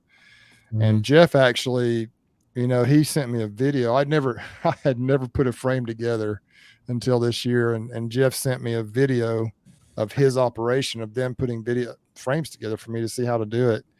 And I actually have the video. I've got it recorded. My wife and I did one with me putting some together. So I'm gonna get that out pretty soon and using basically a very similar technique to what Jeff's crew does. And so I don't have quite all the fancy equipment they do, but as far as the actual process, I tried to imitate it as best I could, and it's pretty quick the way he does it. So They're easy to work with is the nice thing. Super. Yeah. You call a commercial line, and Jeff is the one that answers, and he's the owner of the company. Right. So, or if you shoot him an email and say, hey, I need 2 pallets and blah, blah, he is calling you like back lickety split and saying, okay, hey, we've got them. We're getting them out. Next thing you know, you're getting an email with all your tracking information and invoice. I mean, they've really, when if you want to learn more about why we switched to Premier, it wasn't because we get all of our frames for free. That wasn't it at all. If you want to find out exactly why we made the choice to go with Premier, check out the interview we did with Jeff Johnson on our YouTube channel, and you can hear how we trialed out Premier with other manufacturers, including using wax foundation. We let the bees choose. That's where we're going to put our money, is whatever the bees chose. And I'm so glad we did, because not only did it lead us down a path to where the bees are choosing this foundation, it led us down a path where we're working with folks that want to do right by the bees. They want to do right by the beekeepers. They are always there to help. They're always there to support. They are good, solid folks. Matt and Jeff both. Everyone at Premier. It is truly, it's an absolute blessing to be able to work with folks in this industry who care about bees and they care about the beekeeper. That's a big deal, and I really appreciate that about them. All right, guys, I'm going to let you get back to yours. Thanks for giving me a few minutes. Don't forget realyappybeeman@gmail. You guys that want stuff, send me some addresses so I can get this drop shipped to you. But appreciate it, Thanks for joining us, Yappy. Thanks for hopping on. Thank you, sir, for jumping on there. It's my pleasure. Thank you. You guys have a great night. We'll see you. Yappy. Thanks, Yappy. Man, there are so many awesome videos that I am definitely going to have to jump on and take a look at. I got to watch Bruce's new video that came out. I got to watch the Larabi's video that came out with the Lighthouse Queen. I got to check out 20 questions with Yappy. And for good measure, I'm going to watch Brian's Learning Yard at Nature's Image Farm video. Those are 4 that I know that I want to spend more time taking a look at. There's so many great YouTube channels out there, and folks, it's sometimes hard to figure out which direction we want to go and who to watch. But there's a lot of great stuff. And the good news is it's always up there. You can always check in on you can check them out later too. So we're getting to be almost 2 hours already, guys. Anything else we want to talk about before we jump off here? Bruce, I did want to look at how fast Greg is with these links this week. I know. I'm just, you guys, I just can't do it. I'm just so slow. Without you guys on here, it would be I wouldn't be able to do all this stuff. Greg's like, Cayman did mention a couple things. I guess he did a test with 3000 Premier Foundation and they drew him out great. And then he had to recoat the Man Lake stuff and they did fine. So wax coating, I think, is key for sure. That's why I tell you, whenever people ask me what I say, just make sure it's heavy wax, extra heavy wax, triple waxed. I like Pureco. I like Premier. I know Acorn is good too if it's the heavy wax stuff. I think most of them are pretty good, and the wax is key. I know that that Premier uses that wax from that. What's the company they use the wax from? Do they get the wax from the Myers? That's what makes their foundation special. Ooh, it smells it's cappings wax only from A.H. Myers, and that's why I couldn't figure out why are the bees going to this plastic before they're going to my wax. I'm trying to figure this out, and I called Jeff and said, Jeff, what is going on?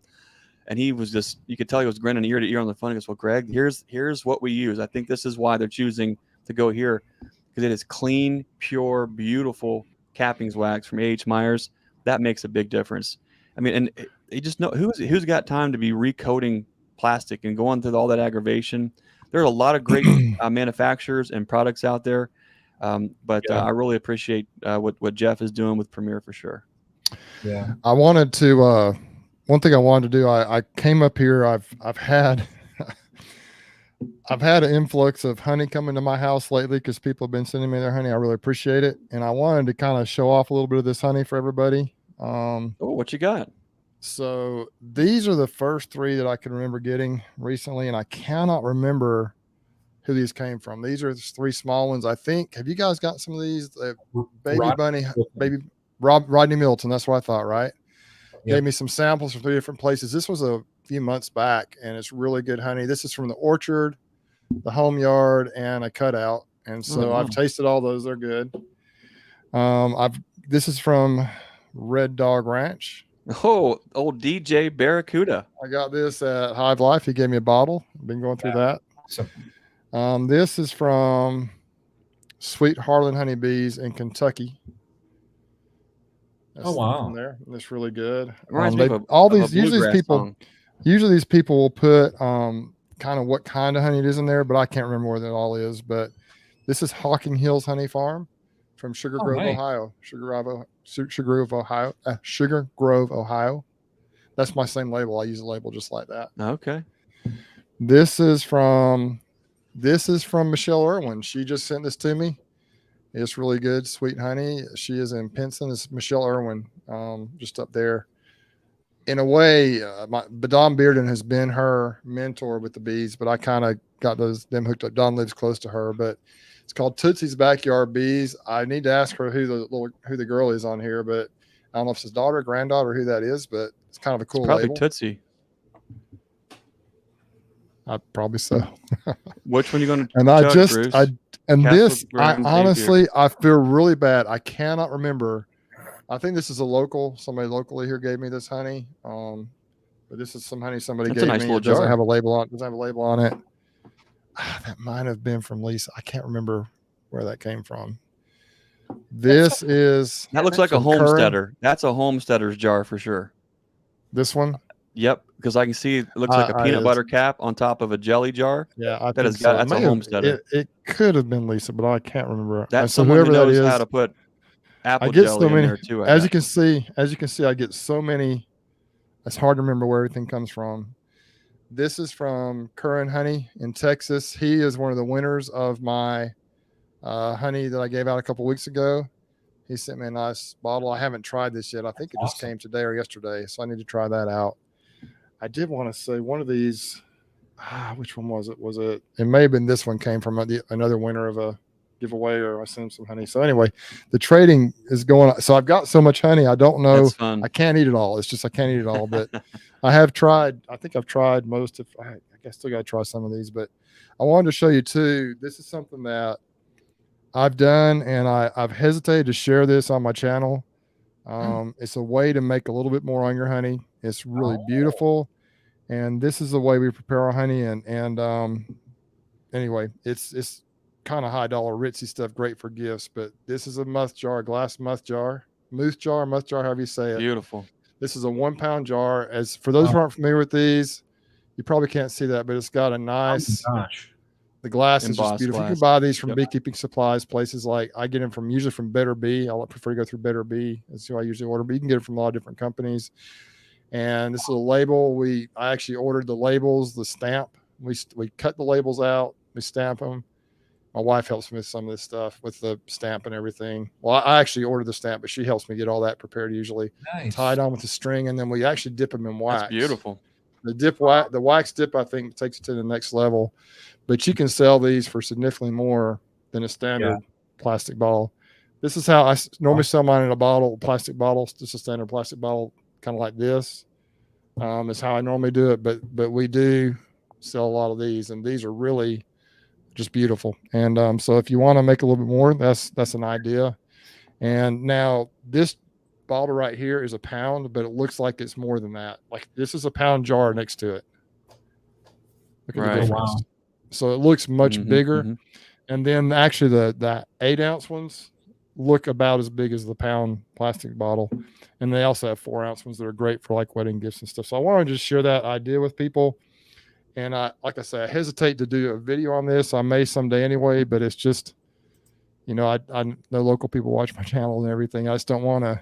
Anyway, I probably will do it. I just haven't done one yet, but that's a really good way. And I love those bottles. They're beautiful, but they are more pricey. They cost the bottles, and they're just more pricey, and so they have to be more expensive. But it's like I actually have a couple of places like Fine Steaks and Wine type places that have these in their stores, and they can sell them. They sit right there next to wine. It makes a lot of sense with something like that, because you're adding value to a product you already have. You're already bottling it, and so you can just do a couple extra things with it, with a classy container, a nice finish, and then you get a lot more dollar per overall weight.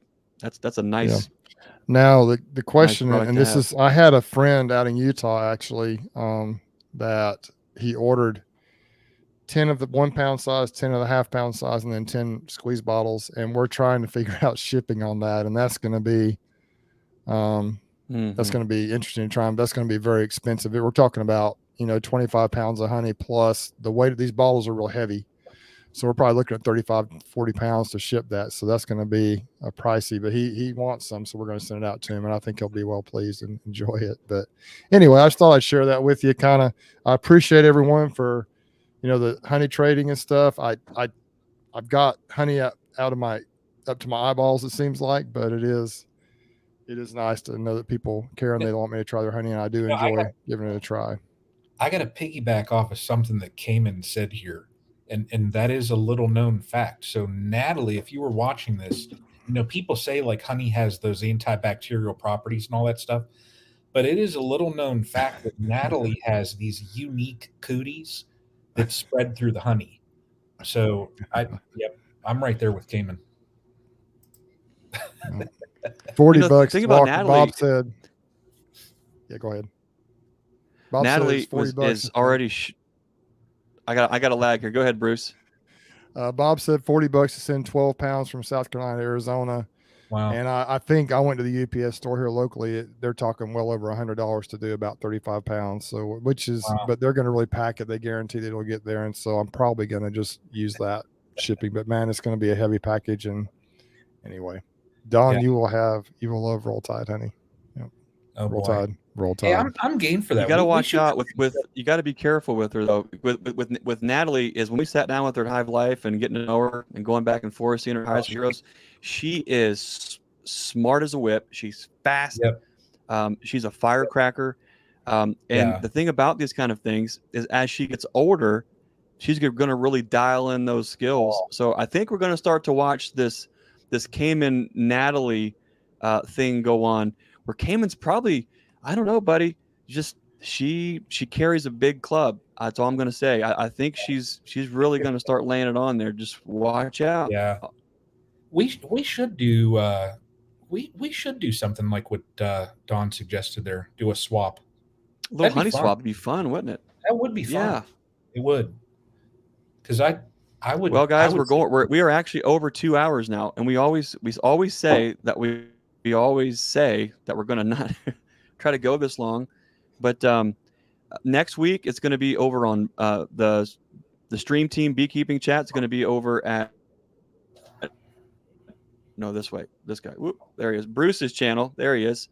It's going to be on Bruce's channel. It's going to be the big giveaway show.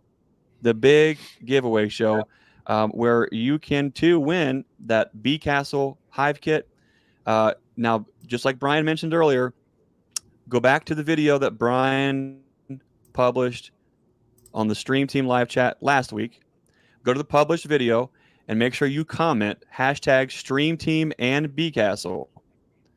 Also, go to this video once it publishes and do hashtag Stream Team and Bee Castle. Brian will get all that accumulated and get those folks that make that comment into the Wheel of Fortune for the Bee Castle giveaway.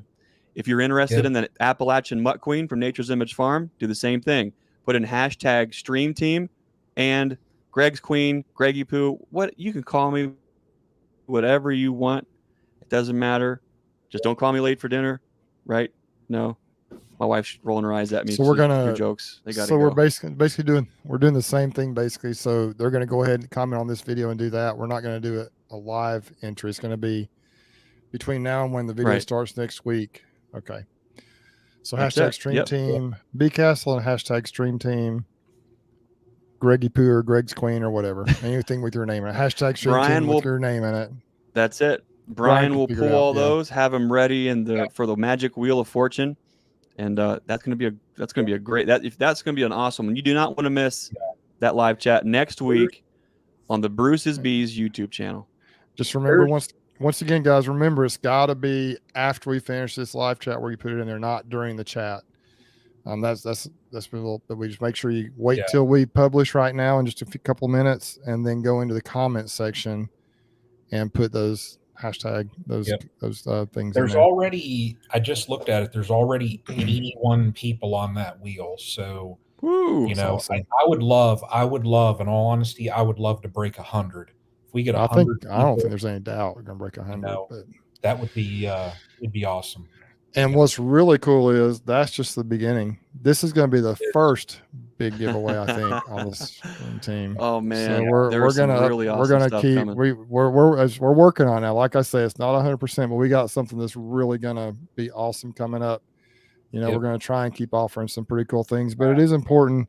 You know, some of these things we're gonna have to, you know, probably put some skin in the game in these things. So. You know, we do appreciate any donations or anything you guys can get through the super chats and things like that. Just like and make sure you're putting these comments in the published video, not in the live chat, because this all disappears. We don't even see it. So make sure you put your hashtags to get into the entries in the published comments. Do you fellas have any other last words, final thoughts before we cut loose for the night? Hey, I think, Greg, you know, one thing as we've done this that I really appreciate is I think it's kind of become the motto of our stream team. And a lot of people on YouTube is just the hashtag be the lighthouse. I think that's just an awesome thing that we're trying to do. I think that really sums up a lot of what most people probably on YouTube are trying to do. I think it's what you Cayman's trying to do. Everybody's trying to do is just be the lighthouse and be a good example to the world. And so Cayman, hashtag Greggy. Thanks, Cayman. Thanks, buddy. I'm in a serious thought here when Cayman puts that up. But I do think that's what we're trying to do. We're trying to do is just be a lighthouse for everyone. Trying to, you know, none of us are perfect. We're all just trying to figure it out ourselves, but together we can really grow this thing and just kind of continue to ride that Hive life train and just keep rolling. That's what we're trying to do and help bring everybody along for the ride. So appreciate everyone for checking out these streams. They're awesome. It's a lot of fun. Yep. Yeah. Well, what do you say, guys? Brian, any last words? No, I mean, like what Bruce has said, like what you've said, I mean, this is just, it's a great community of folks. I mean, we're here just to support everybody, learn together, you know, move forward in the beekeeping community. And this is truly awesome. Every week to have this is just, it's truly awesome. So yeah. Bruce and Brian, I appreciate you guys taking time away from, you know, work, family, bee yards, also all the folks that join us every week to do this. We appreciate you guys taking the time away. There's a lot of work right now across the country in bee yards with your business, with your families. Life is busy. I just want you guys to know we understand that. We appreciate that. We value your time. So we hope that you find some value in hanging out with us, you know, for these live chats. You know, we've said it before, and we'll keep saying it. This is not about us. This is not about our individual YouTube channels. It's not about any of that. This is about, you know, just like the honeybee is to the hive, we are better together. It's more than just beekeeping. It's about being our brother's keeper. And whether it's beekeeping, what you do when no one's looking to help somebody, that's what actually matters. Shining some light, being a lighthouse to somebody else, helping folks out where you can in all walks of life, not just beekeepers. That's what these things are about. So it's an absolute honor and a blessing for us to be able just to take a little bit of time out just to help, you know, make these connections, do this with everybody. It's so much fun. It's so rewarding. It's an incredible blessing. And I just want to say thank you guys for everything that you guys do behind the scenes to make all this kind of work and function. Thanks again for all the super chats, the stickers. We really appreciate that support too. And I guess until next time, be the lighthouse, be the change that you want to see in this world. Brian, close it out. Yep.